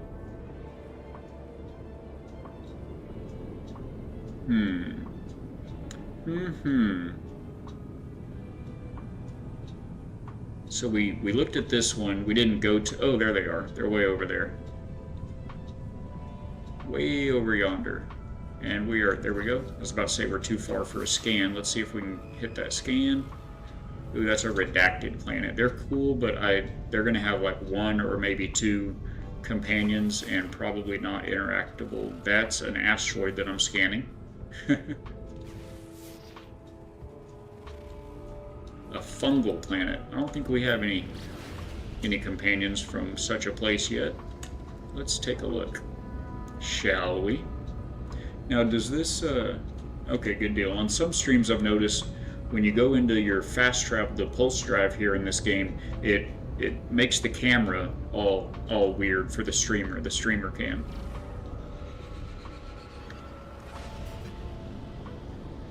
But so excited to get into our Elgato Stream Deck and get into our new graphics card.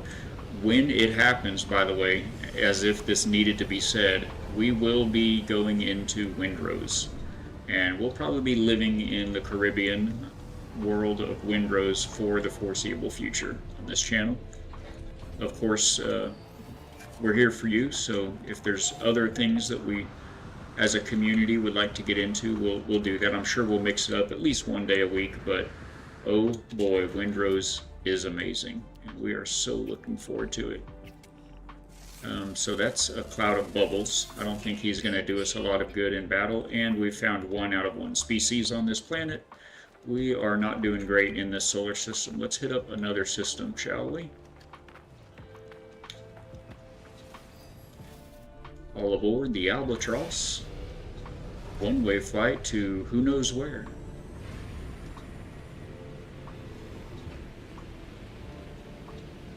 So many people would take that. Where's my galactic map? I think I must have a pulse drive a little low because it didn't take me right into my galactic map there. We'll try a green star on for size. But yeah, it's a lot of fun just exploring in No Man's Sky. You will never, ever possibly be able to see everything, which is a neat feeling.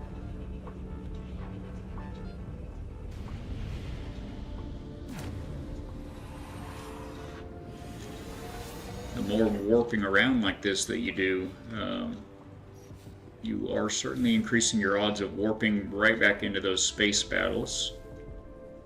A charred planet. Are they going to have multiple animals on a charred planet? We're about to find out. At Tisacit 1419.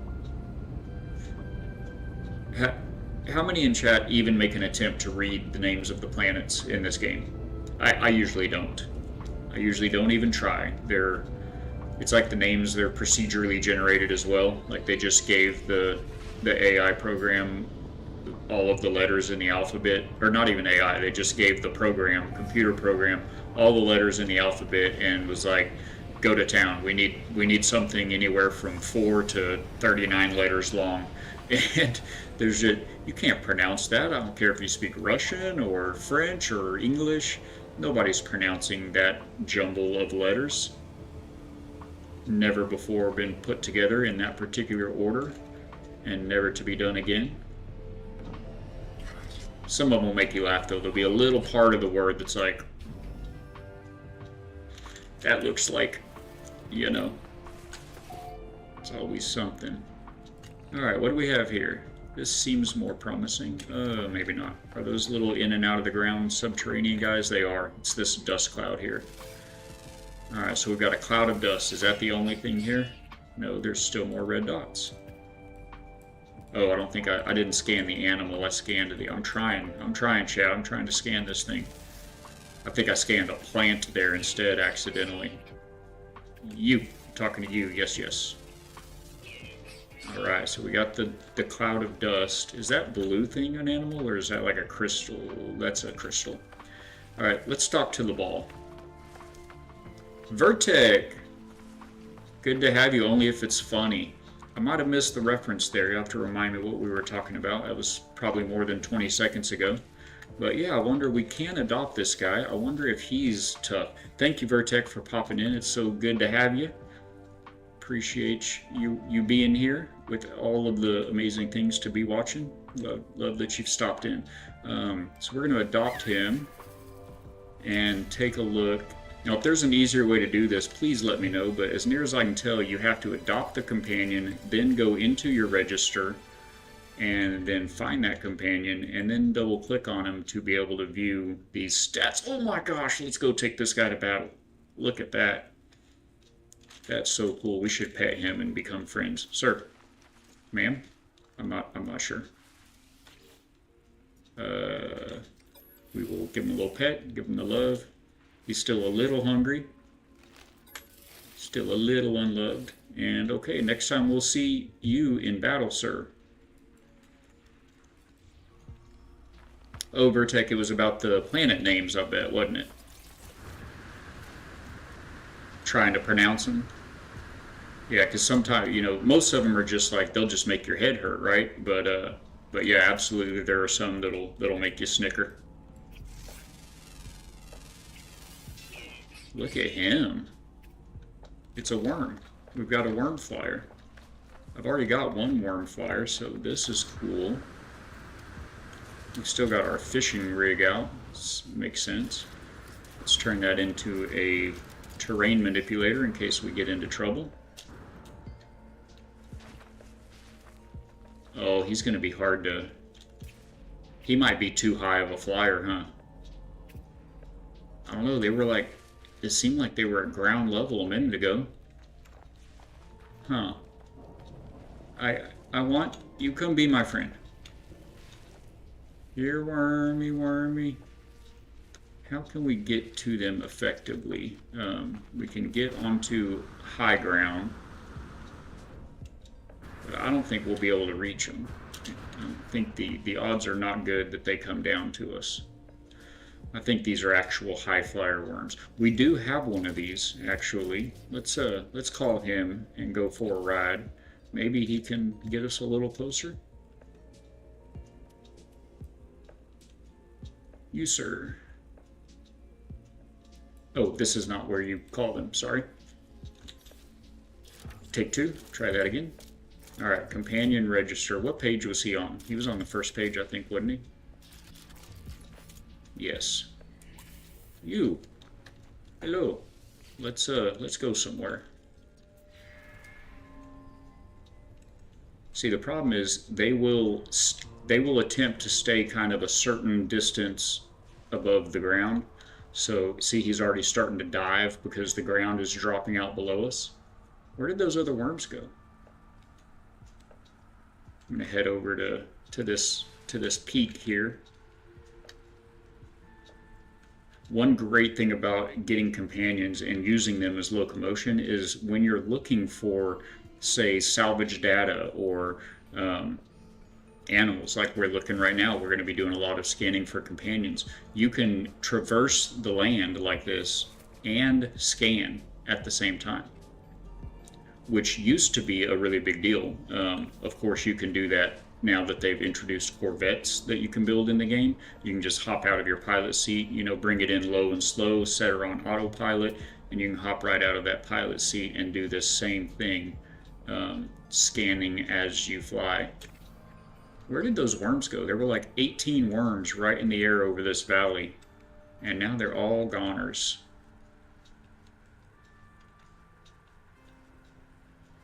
Not only are they gone, it's like all of the animals are gone.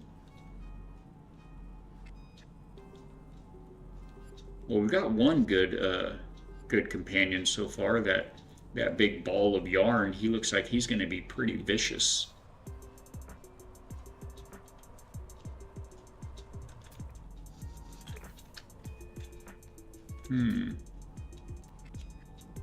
They have abandoned us. Okay, sir. Let's bring her in for a landing, please. I'm gonna just see you next time. All right, let's pop over, see if we can either find some peaks on this forsaken rock here, or just another section of the planet that will potentially have more animals spawn in for us. Doesn't look like there's really large mountains, at least not in this section of the planet.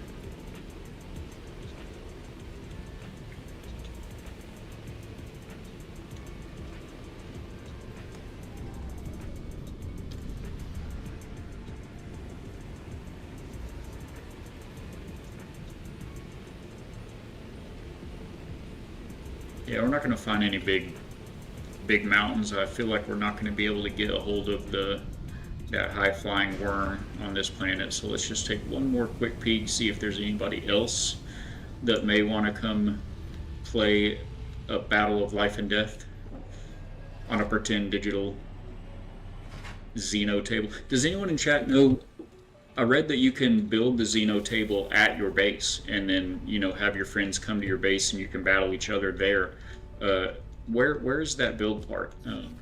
I didn't see it anywhere on the ooh, I need to do a little recharge in here, don't we? We're just running around like we're on Earth or something and losing all of our, what is that, thermal protections?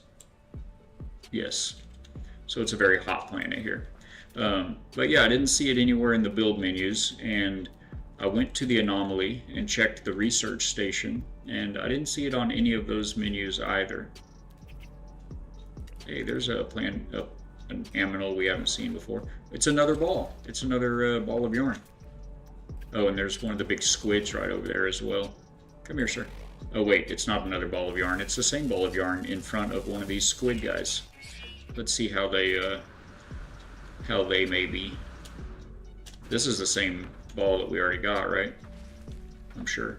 He looked just like that.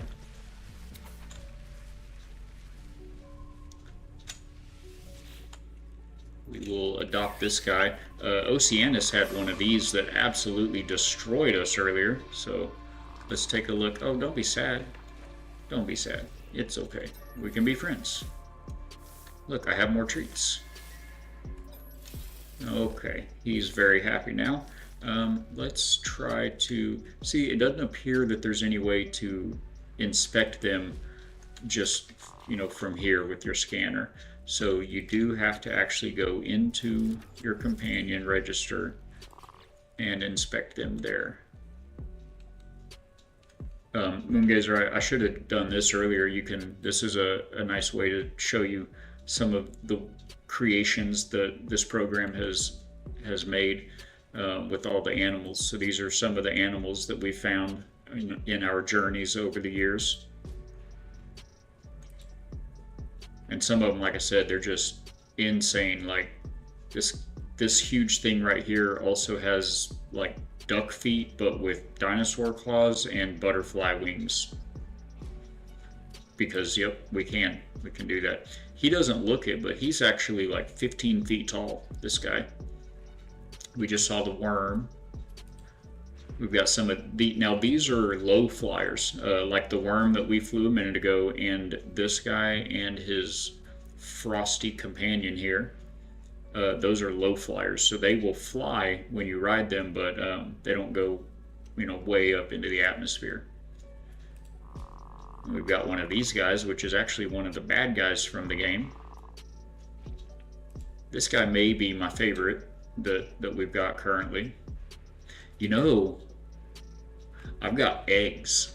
I've got eggs I've never hatched as well, because I didn't have all of these open. We spent like 40,000 nanites at the beginning of stream unlocking most of these slots, so we still have 10 slots available, and then there's still 6 on the last page I didn't unlock yet. But yeah, so this is where we would look at him. What is he like? We click him twice. Okay. He's not great. We'll hold on to him just because we have so many empty spots. But look at this guy. This was the ball we found a minute ago. You gotta click him twice. Look at that guy. That seems like he's gonna be effective. Yeah. Okay, so let's do the eggs. Now, I'm pretty positive you have to, they're in my freighter first of all. I'm pretty positive you have to do you have to be in their environment, the type of environment that they that you found them in? Let's bring my freighter into the system. Take a step back before this. Somewhere over here was, ooh, there's an animal. We're not going to be able to catch that one, but it gave us 5 of 9 animal species on this planet. Yeah, I found a space squirrel and totally forgot what I was saying.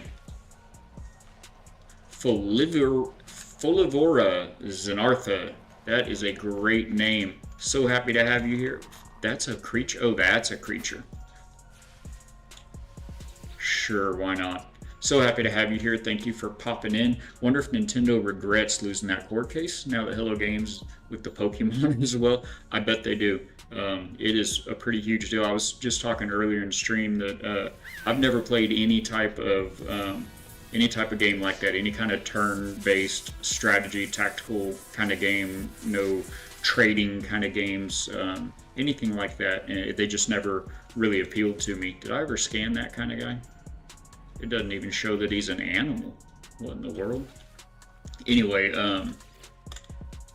I see the draw. We've played only 2 battles now, and I really see the draw. It's a lot of strategy that goes into it and all the different abilities, so I get it. I understand the assignment. Let's not run out of thermal protection while we're out here farting around. Now what we're doing, okay, we called the freighter so we could look for an egg. I think you have to have, I think you have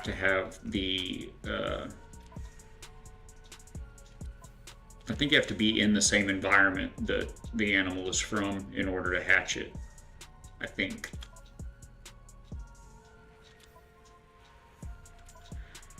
And I don't remember where these eggs are at either, so just feast your eyes on the 3,000 hours of No Man's Sky gameplay here. My goodness. Is he? Oh, here they are. Okay. We're gonna grab these and see if we can hatch one. Hello? Here we go. Oh, and we already had 1 egg in here. So look at this, we've got 6 eggs. A living fertile egg ready to hatch. Now, should we process them in the egg sequencer first before hatching them? Scans indicate the being within has the genetic potential to be chaotic and aggressive. Okay, I'm looking forward to that guy. What does it say about these guys? Let's give this a little shuffle here. And we're in ads. Let me hop back into my ship and I'll throw us a little message. I've got to get this this message automated. One sec, chat. I'm gonna talk to our Twitch friends here.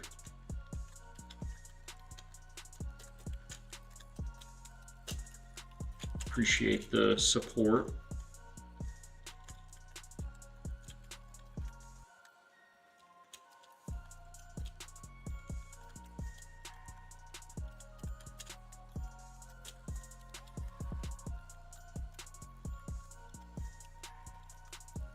Something like that. We'll get it better. We'll polish that up as time goes on, as the stream goes on.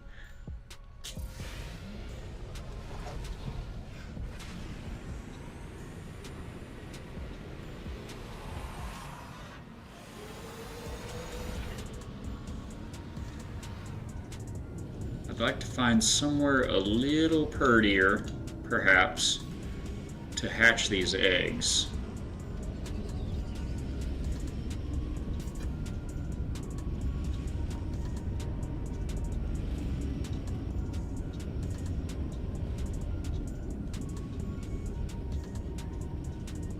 Oh, and I see Folivera, am I saying that? I'm sure I'm saying butchering it.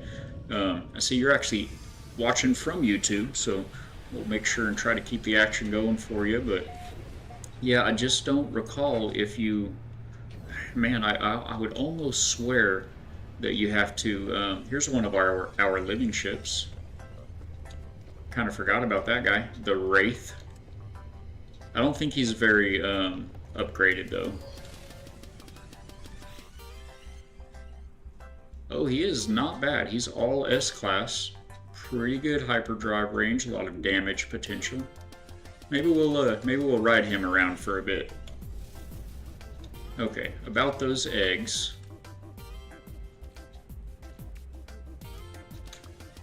Hatch egg. Hatch egg. This one's going to be average and playful, chaotic and aggressive, very large and aggressive. Very large and aggressive. These are going to be good. Very large and industrious. Okay. This is a translucent spawns genetic material of Wichetta. with Cheto. Welcome back, everybody, from ads. Thank you all so much for hanging in there, supporting the channel. It means the world to us. We're just checking out some eggs that we've been hanging on to for a long time. There's a couple that seem to be pretty promising. I just wonder if we should go to the anomaly and run them through the egg sequencer. I think maybe we'll just worry about that next time. Let's try to hatch some, and we'll find out if we have to be in their native habitat in order to... where is he at? Oh, there he is. Well, I can't summon him here. Let's get to a planet. We're going to take one of our living ships here. I like to switch it up to first-person view in the living ships. It's just crazy thinking that you're inside of this animal's skull.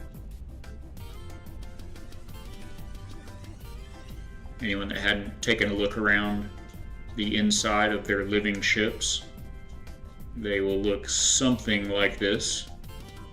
Just be sure to wear your Tyvek suit, your plastic gloves, and everything will be fine. Actually, I do like the way that they look when they take off and land those, so I'm going to pop back out of that.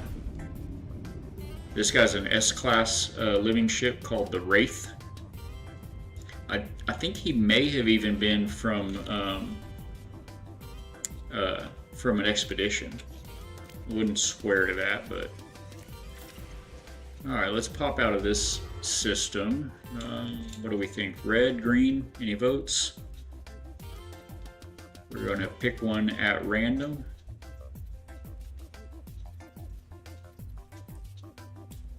Are we on anything? Yes? Okay, we're going here. Oh, this Wraith does not have a red drive. Add to no way we find that again.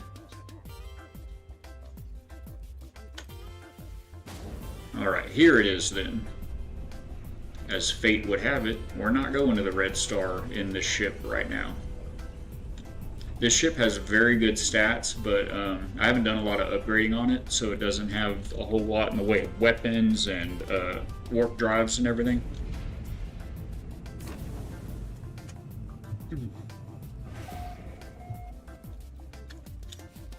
This seems like as good a place to start as any. What does that say? High energy planet. Sure, why not? Let's check it out.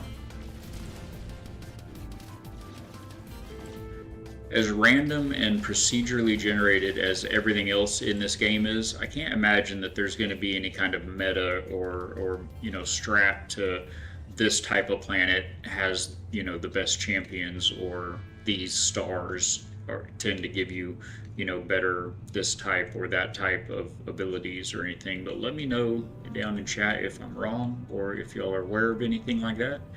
I just I feel like it's all going to be pretty random. In the spirit of No Man's Sky, explore, explore, explore. Is that water or clouds? What are we looking at here? I think that is cloud cover. Very, very dense cloud cover. Whoop, and we're on the ground, okay. Luckily, this game doesn't let you wreck your ship, or we would have just slammed this poor beast into the surface of this planet. Alright, what have we here? This is a very gross planet. You can look up in the sky and with your scanner at any point and get a rundown on the planet. This is a high energy planet with roaring nuclear winds. I think we're feeling a little of that. Numerous resources. Oh, it is devoid of fauna. That is bad news for us today. It's full of flora and limited sentinels. I bet not even the sentinels want to hang out here, yet alone any animals. Let's confirm devoid means zero. Zero. Have y'all found that before? I don't think I've ever seen a planet. There's a lot of planets out there that have one kind of fauna. I don't think I've ever seen a planet that has zero fauna on it. Huh. Maybe we clip that? I can't clip it on Twitch. It takes too much time and effort, but I'll make a little note in my encoder here. Wow, that is crazy. 0 planetary fauna. Can we find our ship that we just... Why is it pointing in every direction? There it is. Oh, that's not our ship. That's the icon for a mission that is trying to have us do that we're not interested in. In fact, I think I'm going to go ahead and get that off the screen. You can always go to your log and unpin one of these, or pin something different. I think you have to have at least something pinned at all times. But oh, not enough fuel in the neural assembly. What do you need for fuel? You'll take Mordite? Sounds good. Hard to do anything else with that stuff. Alright, what else do we have in this system? Extreme radiation detected. Wow, extreme radiation in space detected.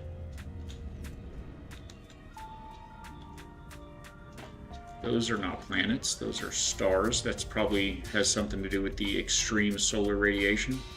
That's the space station. How many planets are in this sector, or this system? 1, 2, 4. Okay. So we're looking for a large ringed planet, and then everything else will be behind that. And I think that's the one that we're at right now. We must be on the far side. Let's take one lateral spin here. This is how, I don't know about you guys, this is how I like to scan my surroundings in space. You just take a bearing, pick something you can see like the space station or the planet in front of you, and then just do a barrel roll, or not a barrel roll, but a 360 vertically, and I'll just look up all the way until I get back to the station, and then I'll do the same thing left to right. I'll spin in a circle sideways, and just those 2 circles will pretty much let you see the entire surroundings. So we're going to pulse drive to the other side of this planet and see what's on the other side.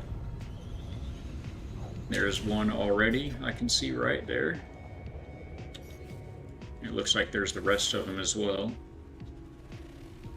A frost planet, an ice planet. What about you, sir? Oh, that's the moon of an unknown planet. It's an unknown moon. Although it's still saying C to scan. I think I hit that scanner right before the prompt popped up. It's a Hyperborean moon. Those are one of the special planets, aren't they, that only have 1 or 2 animals that you cannot adopt? Charred planet. Alright, let's go land on something that's not going to be constantly trying to kill us every moment. Icy planet's probably not a good bet, but I think it'll be better than the charred or the Hyperborean moon. Actually, let's go check out that moon. That might be the best. All I want is a peaceful place to plant my feet and hatch some eggs. And then I think we're going to go right back to the anomaly and see if we can't rematch Oceanus for a second time with more options, and perhaps lose a little more gracefully.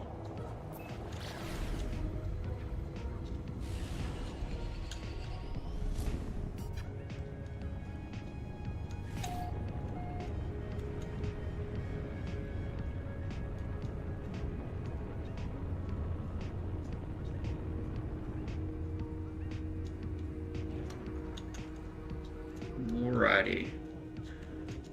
I do not like the cold, but here we are. The things we do for those we love.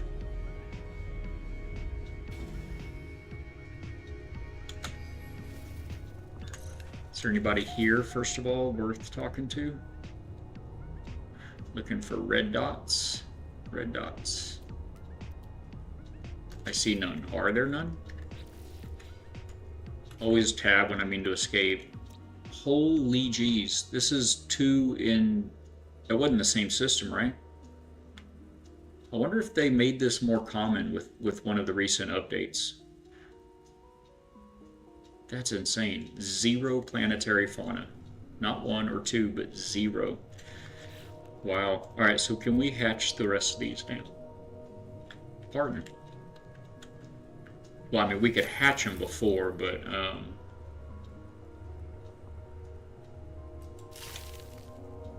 Hey, we got another one of y'all. Oh, you're feeling ravenous? Well, come here. Come here. I'll give you a treat, give you some love, give you a treat. Would you stop? You're making me dizzy, sir. Okay, bye. Okay, bye. Alright, I feel like, is going to be a good one to have. He's feeling primed. Let's go. Let's go. Okay, some of these eggs might have actually, it's been a while, so some of these eggs, they really might have been the result of genetic mutations that I did at the anomaly with other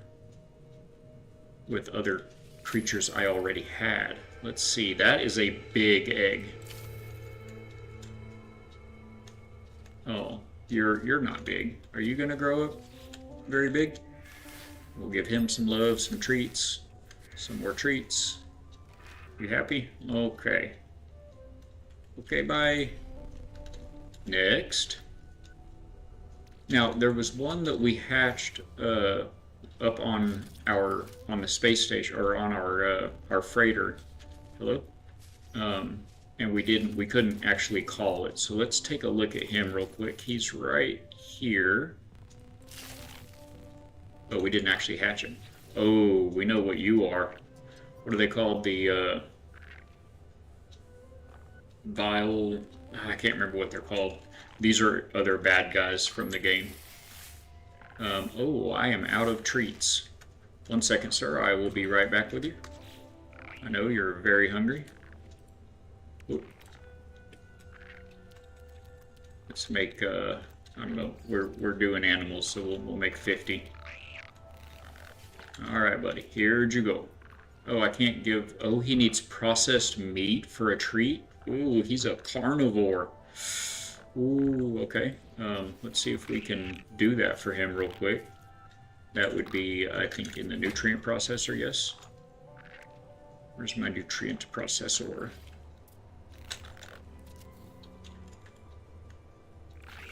Alrighty, and is there anything we have that we could turn into processed meat for this fella? Yeah, don't go too far, sir. Aha, that's gonna be meat, yes. Look at that.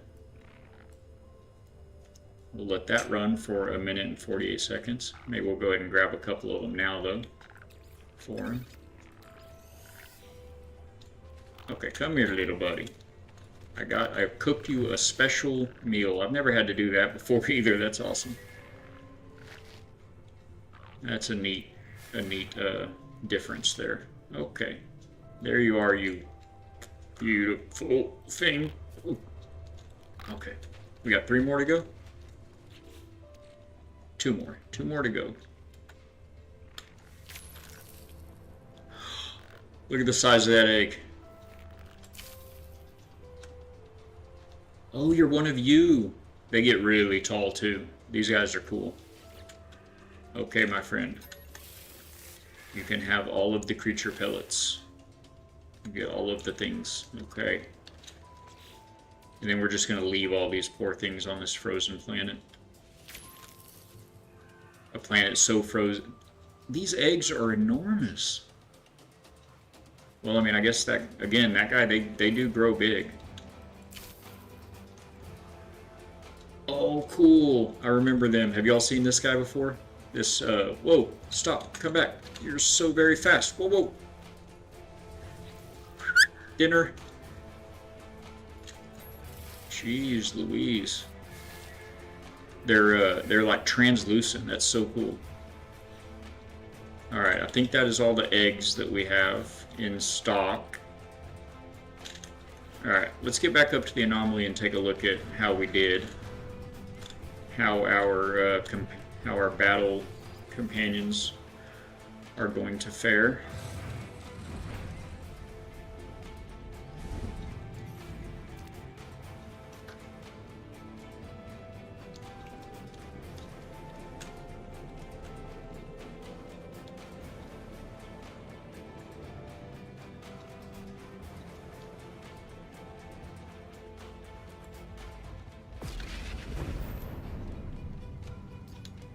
I feel like this is going to go better than the first round, right? It's gotta go better than the first round.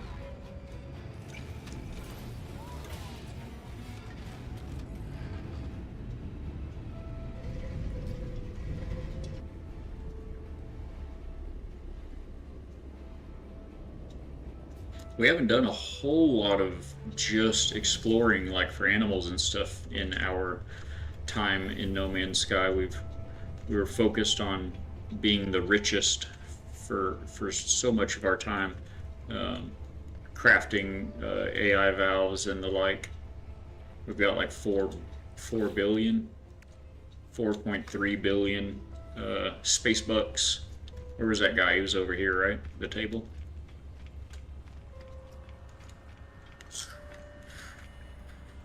Hello, Oceanus. We meet again.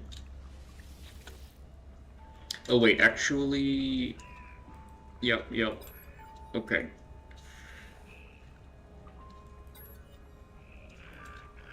Oh wow. I never talked to him after we battled last time. Apparently he gives you, it is not for you, do not eat it. Well, don't tell Mikey that. He'll eat anything. It'll modify the fabric of a creature and their battle possibilities will expand and grow stronger. What? Alright, so we take our best guy or our weakest guy. What do you think? We take some guy and we can feed him this special creature pellet from Oceanus and it'll increase his abilities. That seems very good. Can we make those? Doubtful.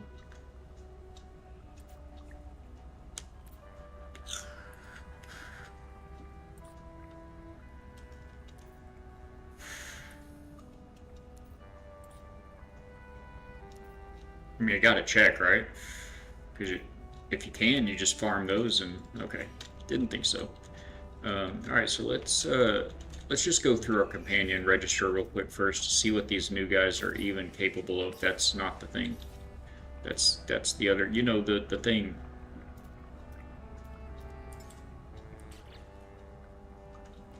Okay, who's new? Who's new to the club? Who do we not know? We don't know you. Hey, that's not bad. S-class health. He's a A-class overall, it looks like.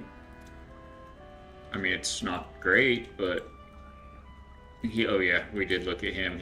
Oh no. He was very weak. Next. This guy, if you're just joined and didn't see him earlier, look at him. He's gonna be fun. Oh, cool. It tells you their record there, too. You see that? Xeno Arena victories. Very cool.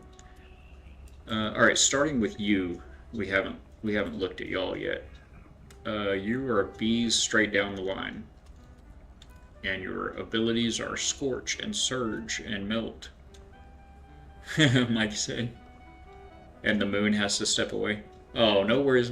I hope you have a fantastic day. We'll be on. Probably maybe not be on anymore when you get back. There's plenty of VODs and shorts on YouTube, and be sure to go check all that out. Throw us some likes and help out the channel. Love you so much for everything you have done already for us. And we're going to be ending a little bit early, I think, and we'll begin the process of installing our new GPU. We're going to get going from the GTX. Everybody in chat, tell Moongazer we love you. Bye. Thank you for stopping in. The legend, the one and only. And anyway, we're going to get that GPU updated and see about getting our new Elgato Stream Deck up and going. And that'll help things a lot, not only with the stream, but with our other activities on the PC here. But yeah, we're going GPU. You can see on our specs there on Twitch, we're going to be going from a GTX 1650 to an RTX 5060. So we're skipping 4 generations. We actually had to check and make sure that our power supply was going to handle it, and it's really going to actually be kind of pushing the CPU limit. So we just from the CPU, we may not have all of the options available, but as Arnold says, I'll be back. That is fantastic news. I'm glad to hear it. Can't wait to see you again. You enjoy your day. Be safe. You be safe out there. Thank you again so much for stopping in, spreading all of your smiles. All right, so that's enough of that particular blob. Now this guy, they're pretty mean in the game. How are they on the table? Hey, he's healthy. He's S-class health. So SBB, that's the same as this one. And we got a fire and a toxic. Now this is our new flyer. We've had this guy for quite a while, and I think this may be his offspring. It's a desert companion. And A's straight down the line. That seems good. That seems good. He's a maggotling. I can pronounce that one, can't we? Look at his ability. Pester. What is that? It deals a little bit of tropical damage. It's a pester. This thing's pestering me. Oh, he's got that healing oasis, though. That's right. Alright, what else do we got? This fella. This guy came out of a very large egg. This six-legged pig, tiger, deer, dragonfly guy.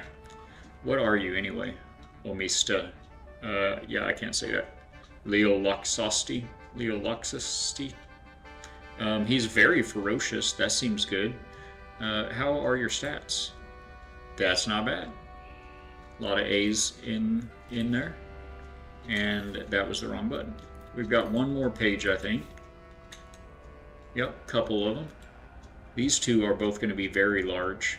He's right at aggressive. Not too great of stats. You've got a long way to go, my friend. How about you?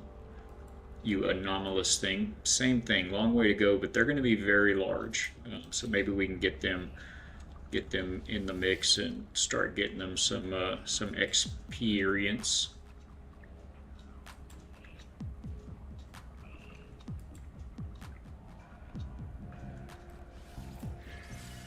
I said request training battle. Are the battles different with Oceanus here versus at the space stations when you're battling just the random NPCs? And or versus other players, if you had someone in the game that you were wanting to do this with, are the experience rewards better for your companions? These are the questions that kept us out of all the really good schools. All right, so what does he have? He has 2 toxic. Are these toxic? Toxic. He has 2 toxics and an anomalous. And those guys can hit radioactives. Tropical and radioactive for all 3 of them, either defense or offense. So basically, if we stay away from tropical and radioactive, we should have a pretty good chance. Especially if we use, it looks like frost, fire, and desert. So let's just go with that. Let's go frost, fire, and desert. Let's find one of these. There's a fire. We're throwing you in the mix for sure, my friend. Frost, fire, desert. You can come. What were you? Let's take a look at you again. How do I look at it? Oh, it's showing me right there on the screen.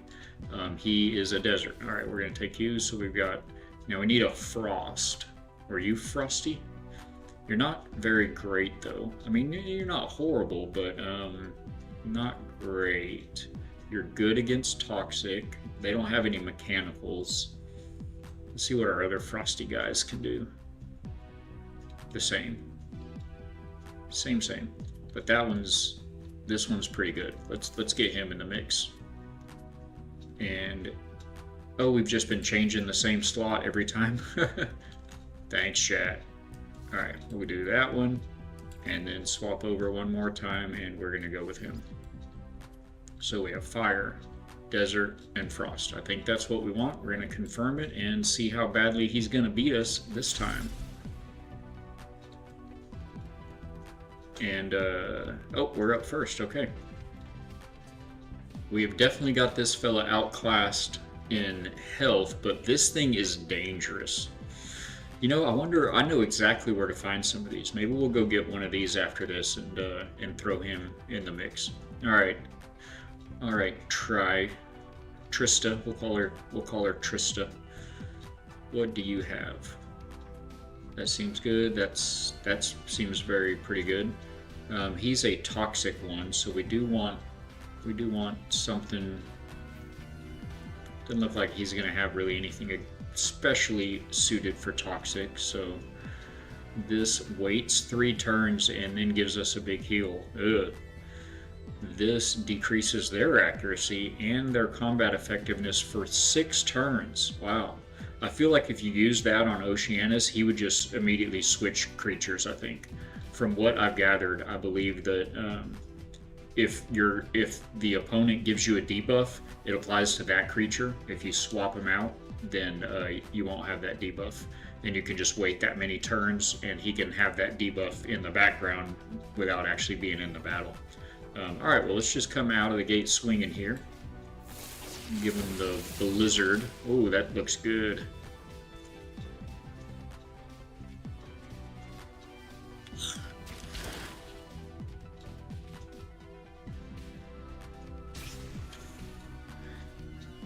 Hey, we got a Frostbite all on our own, too. A little bonus move there. I wonder what it is that makes those happen, the bonus moves. And that gives him 125 damage every turn, 125 to 140. Alright, that seems very good. Let's hit him with this one. It also increases, it increases the critical hit chance of the other guy for 4 turns. But you know what? It may not matter because I think it's going to almost kill him. It did kill him. Alright, wise decision. You have chosen wisely. We've got another toxic creature here in the mix. He's going to use that impenetrable shield. What does that mean exactly, please? Blocks 18% of incoming damage. I think they may need to rename that one. 18% of incoming damage. He's got a lot of health, though. He has got a lot of health. We'll go and just hit him with this Icy Blast while we're recharging our other abilities. This one's already going much smoother. Knock on wood. Alright, he got us a little bit, I guess. We're gonna hit him with this Blizzard again. Seems huge. Trista here is pretty ferocious. She seems good. What did you do? You used so he's got increased combat effectiveness the next few turns. We definitely don't want to give him extra critical hit chance then. Let's just stay conservative with it. We're doing all right. We're doing okay here.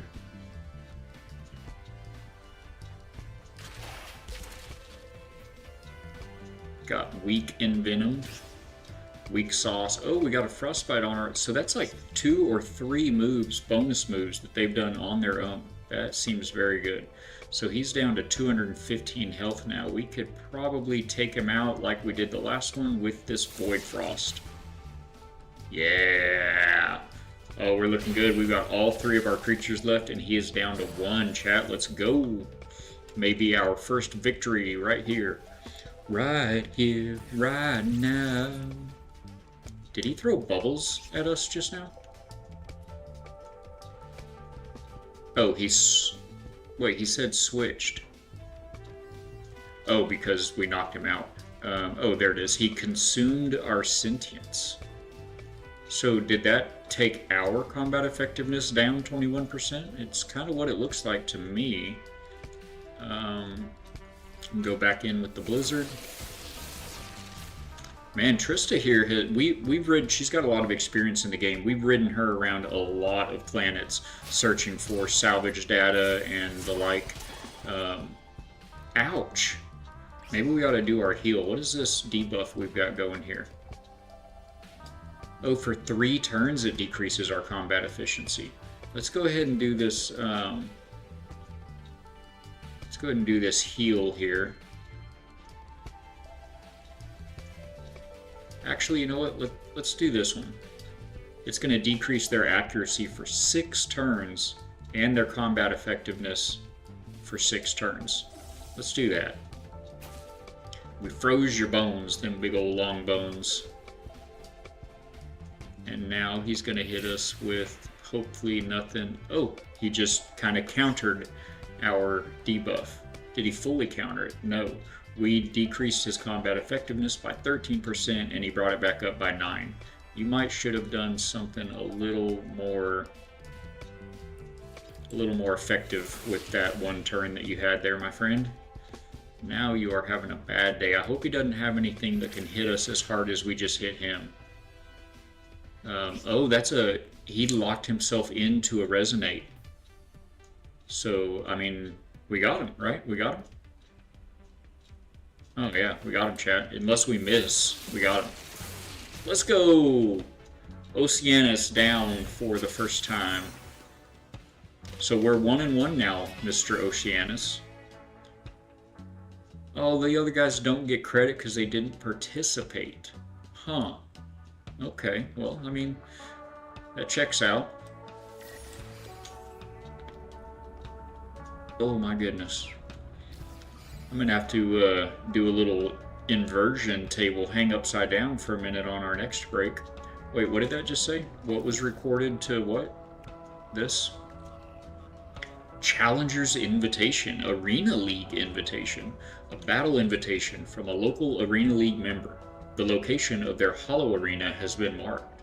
Select the invitation and use plot route to pin the Hollow Arena in your exosuit display. New invitations can be received by battling with Arena League members. I don't know, what do y'all think? We'll give 30 seconds in chat, see if anybody has an opinion. I'm kind of almost inclined to just sit tight right here and keep working Oceanus, see what some of these other creatures do, but we sure could do that. We could go check out somebody else's Hollow Arena from a Arena League member. Now, I assume that's got to be NPC, an NPC thing, but I'm unfamiliar with it, so stretch. Ooh. I'm gonna break the arm of my chair here.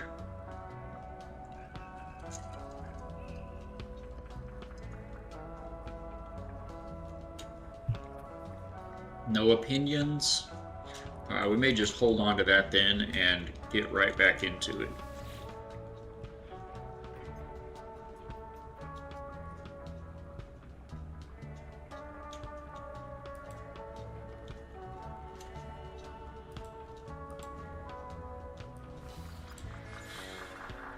Alright, he's got a completely different setup every time. That makes sense. So this time we want fire and tropical, anomalous, frost. Well, geesh. Alright, so actually we don't want anomalous, desert, tropical, radioactive, and mechanical. Okay, that's too much for me to remember. These don't look like they're real great though. He's got Bs, Cs, and a CBs. Not to be confused with the Army, I believe it was the Army combat engineers, the CBs. Fantastic story. Look them up on YouTube if you are unfamiliar. I recommend The Fat Electrician. He's a fantastic history presentation. He'll make you laugh and teach you something you didn't know about the history of America if you're interested. Let's see, so we've got right now Frost, Fire, Desert. Is anybody going to destroy Frost, Fire, and Desert? He's got good defense against Desert. He's got good offense against Desert. But that's it. And neither one of them seem really threatening. Do these guys have any kind of buffs against these guys? This guy, no. He has lower defense. Is this telling us the same thing as the other? So this tells us the desert guy has a lower defense against mechanical. Does this mechanical tell us that he has a higher offense against desert? Okay, so you don't need to be looking at both. You just pick a side and look at it. So we're going to look at our guys.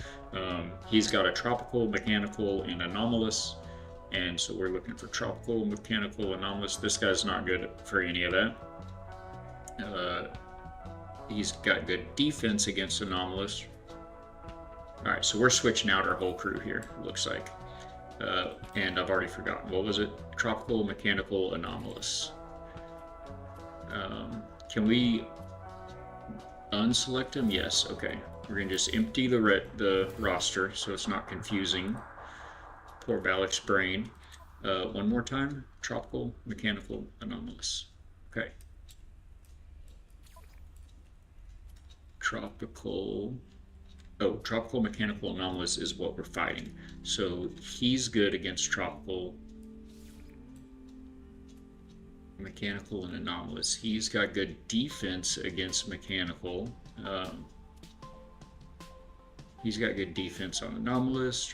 We need someone with good offense on one of these, right? He's got good offense against anomalous.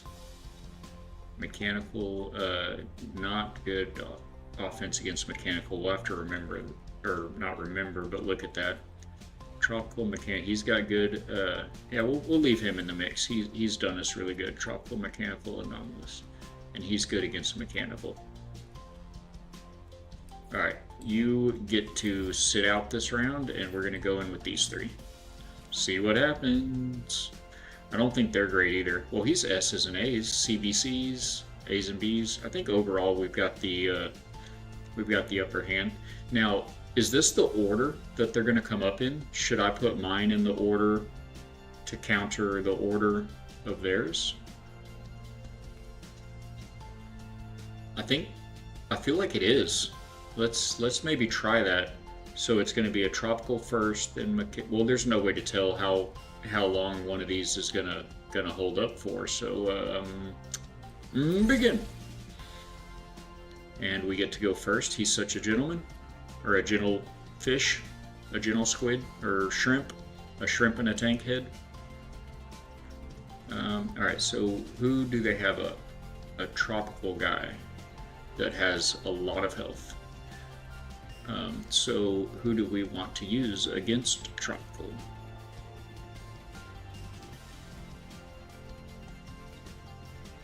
Nobody in particular. So what is his? He's good against anomalous and desert, and this guy is frosty. All right, so this should be kind of an even match, except this was a pretty devastating attack. Let's see what else we got. So. That one's decent for a one-off. Oh, let's try that. That's going to actually reflect damage. That sounds like it's going to hit him instead of us. Let's keep an eye on his health with what he does here. Did he just switch?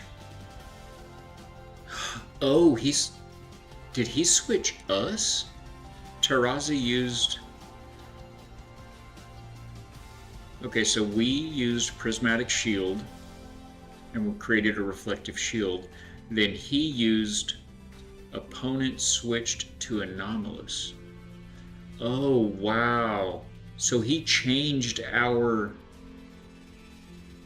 Is that just for this battle, or did he just turn us into an anomalous creature instead of a frosty creature? Can they do that? That seems bad. Does he have a buff against anomalous, I assume? Yes. Oh, man. That's insane. What do we got? Oh, this deals that much to ourself and also increases the defense of our whole team by 80% for 8 turns. We're gonna make that sacrifice, chat.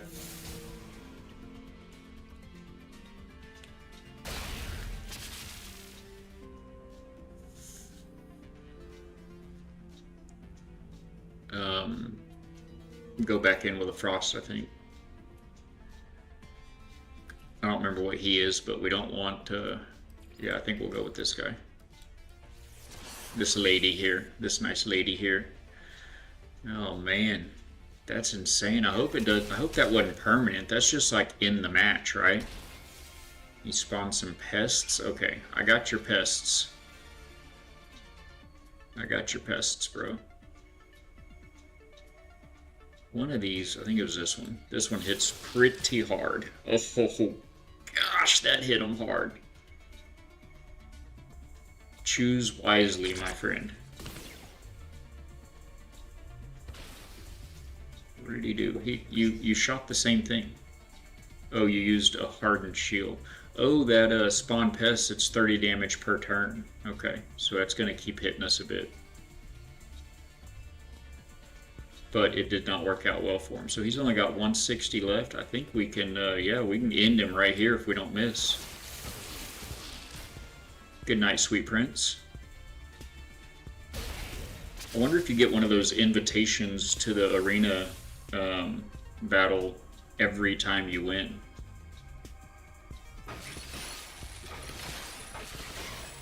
Wow, that looked really impressive, but it didn't hit us real hard.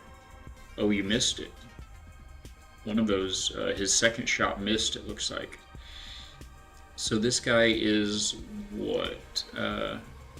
Zumipo. He is a mechanical, and he's effective against desert and tropical, which doesn't affect us. What's this debuff we've got going on? One more turn. And we've got oh yeah, I forgot we increased our strength for like the whole match. Let's see. I guess we need to hit him with this one. Yeah, I think we'll just hit him with this one, and then the next shot we ought to, I think, be able to finish him off with that void blizzard, void freeze, whatever it's called.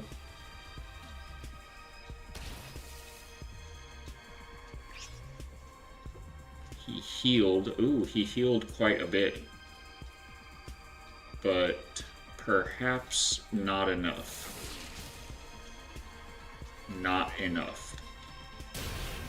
It's okay, Xenos. You are good at other things.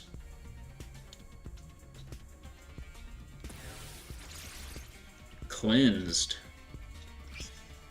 Mind wipe. Oh, he purged our buffs. So that was our big defense buff. He knocked it out. All right, we still have more health than he does. Let's just keep on the attack here.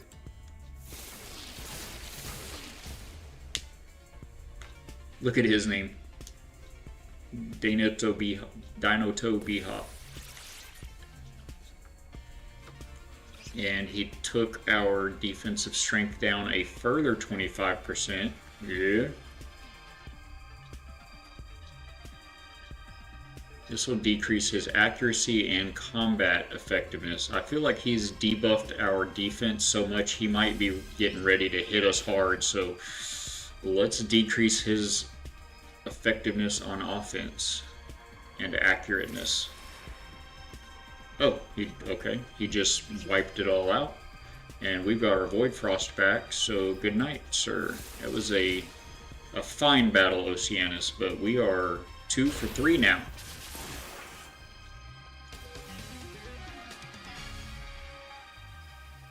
Hey, we just got Trista, whatever that did, whatever that meant. I'm not sure what that meant. It is time for a quick stretch break, though. I'm gonna pop a quick ad, do a quick stretch break. If you guys can stick with us, or feel free to pop over to YouTube and drop a like or hit the sub button over there, and I'll be right back in just a few minutes. You can, in the meantime, feast your eyes here on the amazing world of Balak builds, some of the bases that we put together, and some of the community spaces that we can tour and inhabit together.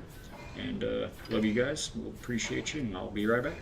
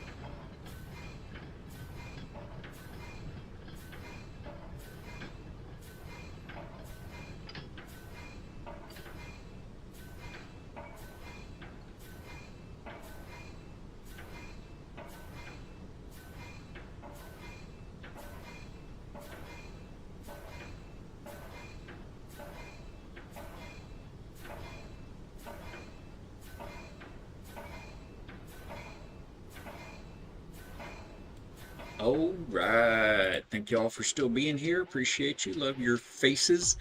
Man, it is a wonder what just a couple minutes in an inversion table will do for your back. Uh, mine's kind of going like that after all the years of doing all of the things, and so we're in an interesting spot now. And man, that at-home inversion table, it does wonders. Feeling much better. So right back into it. See if we can go. What's this going to make us? 3, 4, 4? Maybe. Knock on wood. It's not bad. I can see how people. I can see how people are in it. It can be addicting. I think I got an iPad. We don't have an iPad. Oh, you know what? Did we? Wait a minute. We didn't talk to him after the last battle. Oh, it's the same thing. Okay, so the very first time that we did this, is it only the very first time? The very first time we did this, he gave us an invitation from somebody to their arena, to their champion arena or something along those lines. So I thought that, if you talk to him after you battle him, that you get something, but apparently it's not every time. All right. Ooh, he is going in with all the anomalous. All right, so as long as we stay away from radioactive and mechanical, and preferably use fire and tropical, then we should maybe do well again. So let's clear these out. Fire and tropical is what we want. And we want to stay away from radioactive and mechanical. So he's a fiery buddy. You know what? Before we use him, because he has been used before, we've got this guy, and he also is very powerful. Why did it put him in the third spot? Let's try that again. There we go. So we want, what was it? Fire and tropical, I believe. Show me an anomalous guy. He's anomalous, so yeah, they have a weakness to fire and tropical. So we've got him. We'll put him in the lineup for the moment, temporarily. And we're looking for fire and tropical. That may be our only, looks like that's our only tropical that we have right now, is that guy. So who do we want to be our second fire guy? We've got this guy that has never fought before, and this guy that has never fought before. C's, and he's very agile. And then I'm pretty positive he has battled before. B's and A's. Yeah, let's use this guy. Okay, see what happens. Begin. Alright, what does this guy got up his sleeve? That's pretty decent. Seems very decent. This, ow, why would you actually want to? I mean, I guess if they only had that much health left and it was the last part of the round, you knew that you were going to destroy him but not yourself. I mean, that's a big chunk of damage to take on yourself. Then we have this heals you for 5 rounds. That seems very good. This increases your dodge to 100%. Alright, so that'll come in handy when we need to evaporate ourselves. Alright, well, let's just come out of the gate swinging here. Oh, that's a 3-move combo type of a move there, isn't it? He's gonna just take another shot on his own now. Yeah, he's gonna do that 3 times. So that was a one-off shield that guy had. And he just took some of our accuracy away. But we still hit him with the strong shot.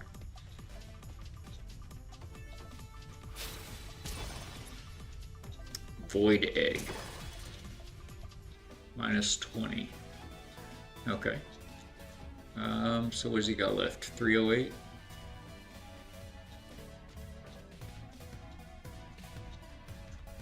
Ouch. So that will not kill us, but it will kill him. So I think we're going to use this this heal. We're gonna use this heal first, and then I'm gonna knock him out with the volcano next, I think. See how that works. And then I guess it would actually behoove you to switch your own Xenos around every time that you defeat one, so that at the end of the match, I defeated all 3 of his guys with only 1 or 2 of mine. I think one guy defeated all 3 of his a minute ago, and the other 2 got 0 experience because it said they didn't participate in the battle. So if you're looking for experience, I guess it would make sense to do that. All right, here we go, chat. We are gonna almost knock ourselves out, but we're gonna kill him. Wait, how did that knock us out? We had more damage than it said it could possibly do to us. Plus we had the heal set up. Huh, interesting. Alright, well, here we go. I'm gonna grab this fella. I don't think he's fought for us yet before. Well, that was unexpected. We just knocked ourselves out to knock him out. I don't know if that seems counterproductive. Alright, so that's weak. That is very good. It depends on your agility stat. What's his agility stat like? An A class 56. Let's do it. Let's do it. We're gonna hit him. We're gonna knock half his health out at least, it looks like. Oh man, does he have? Oh, he does. Oh wait, this is gonna heal our creature? What does that do? Tap ley line heals your creature. Huh. Okay. It did. That's weird. So this increases the combat effectiveness of the other creature for 4 turns. I don't really want to do that. This will heal us here in a minute. Decrease their effectiveness. Does he have a... What does he have here? That heal thing. I think we're just going to play it conservative. Just hit him with a nice little blast.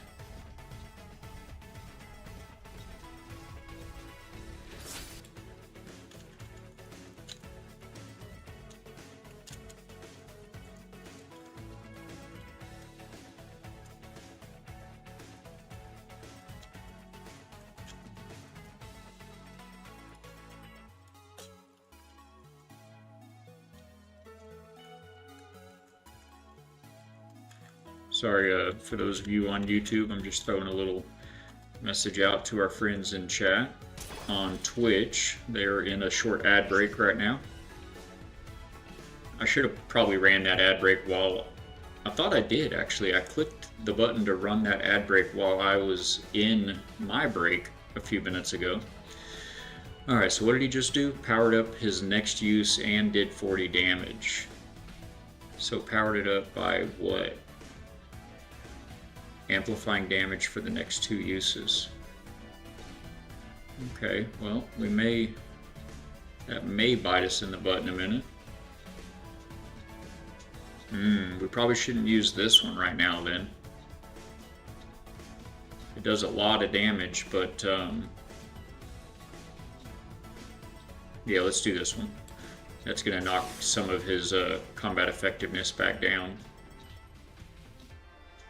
And if he dispels it, it'll kill him, so he has to leave it on.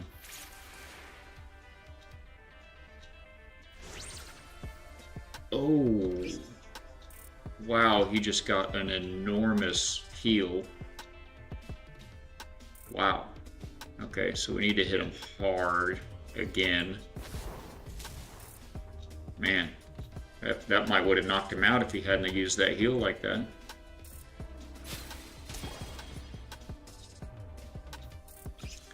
Powered up next use, did 181 damage. He's gonna use. So he's gonna hit even harder next time. Is that right? For the next 2 turns.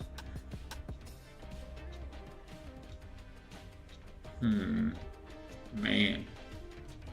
Maybe we need to use this heal factor here. If we can stay alive for 3 turns.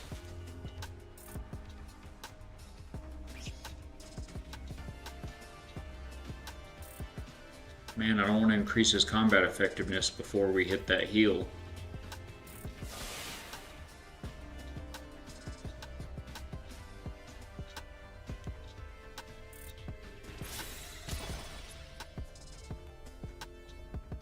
Come on, where's that heal? I think it's going to be the next one. I'm going to hit him with this one again. Maybe it'll knock him out.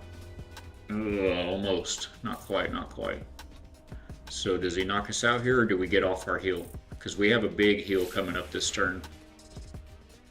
But we've only got 120 hit points. Hey, we got it. We got it, we got it. Alright, now we ought to be able to... Yeah, that's going to do it for this fella. You know, I just wasted that, didn't I? I could have used the little tiny swipe. He didn't have much health left. Save that for the next round. Oh, look at this thing. Huh. Hey, he missed. He missed me. Alright, so we will... Do we want to damage him or give him a debuff? It's not a very big debuff, but he does have a lot of health. Let's go ahead and debuff him just in case.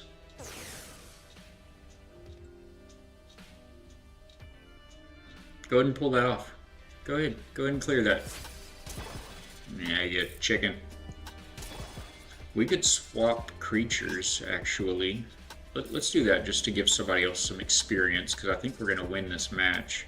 Let's go ahead and let Halista have some XP.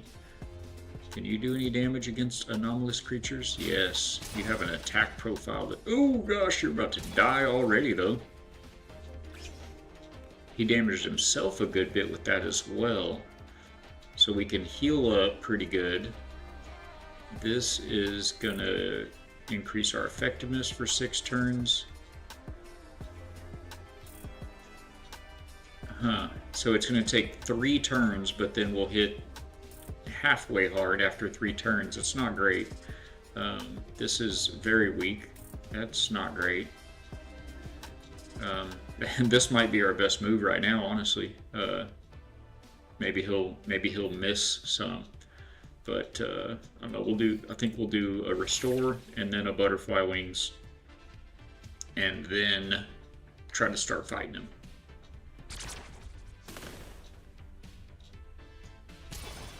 That works for me.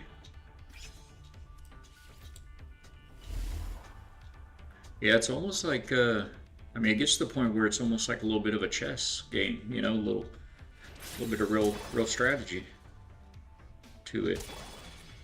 Void Egg, is that the one that, what did that do? Oh, it's gonna just, what do they call that when it does damage over time? DPM or something? DPT, damage per turn. Alright, so we've got our agility, we've got healed. Oh, we need to like heal again. Alright, so let's go ahead and try to hit him with something, right? God, he's so weak. Oh, he's so weak. But he does have a little bit of a buff against anomalous. Oh, he blocked all of it. He blocked 2 out of the 3. We have our agility up. Still hit us for all that damage. We better heal or we're about to die right now and we can't heal yet. So,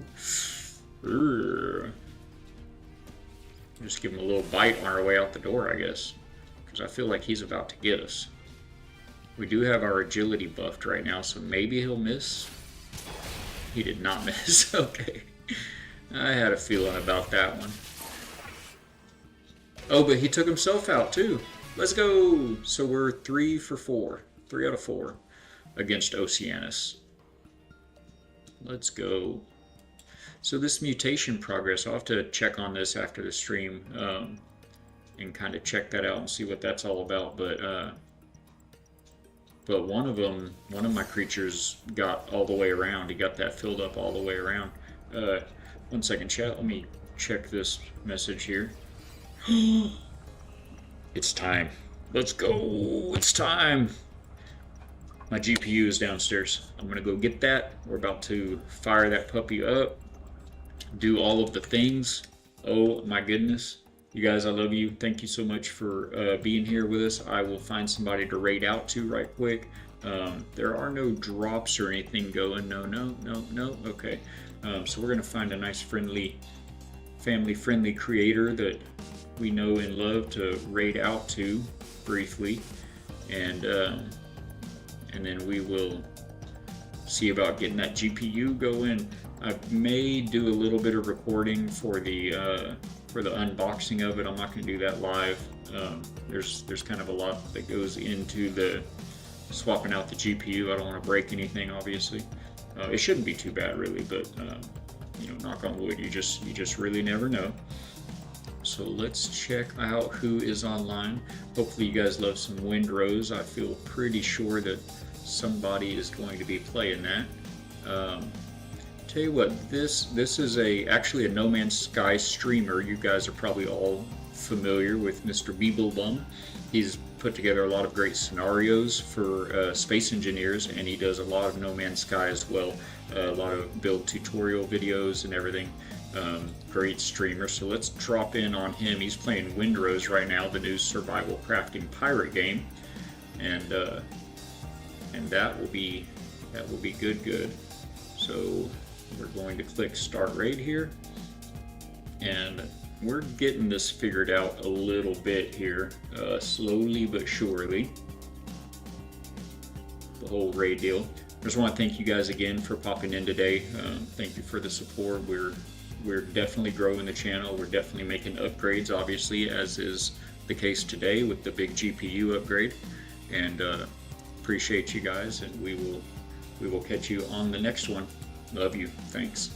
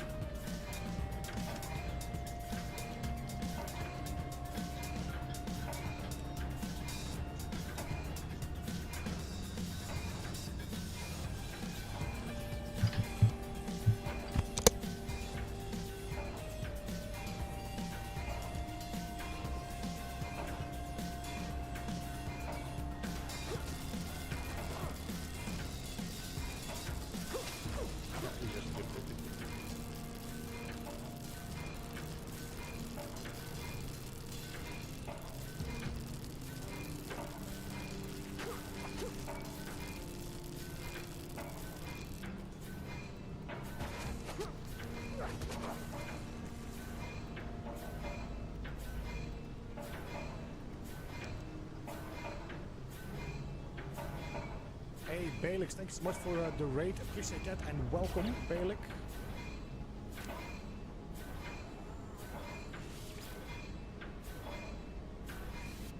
And Trainwreck, good to see you as well. How are you doing, man? Welcome. Astral, welcome as well. Thank you so much for jumping in. Nice. Okay. Anybody else I missed coming in? I might have. Jan, did I say hello to you? I think I said hello to you. Randy, hello, welcome.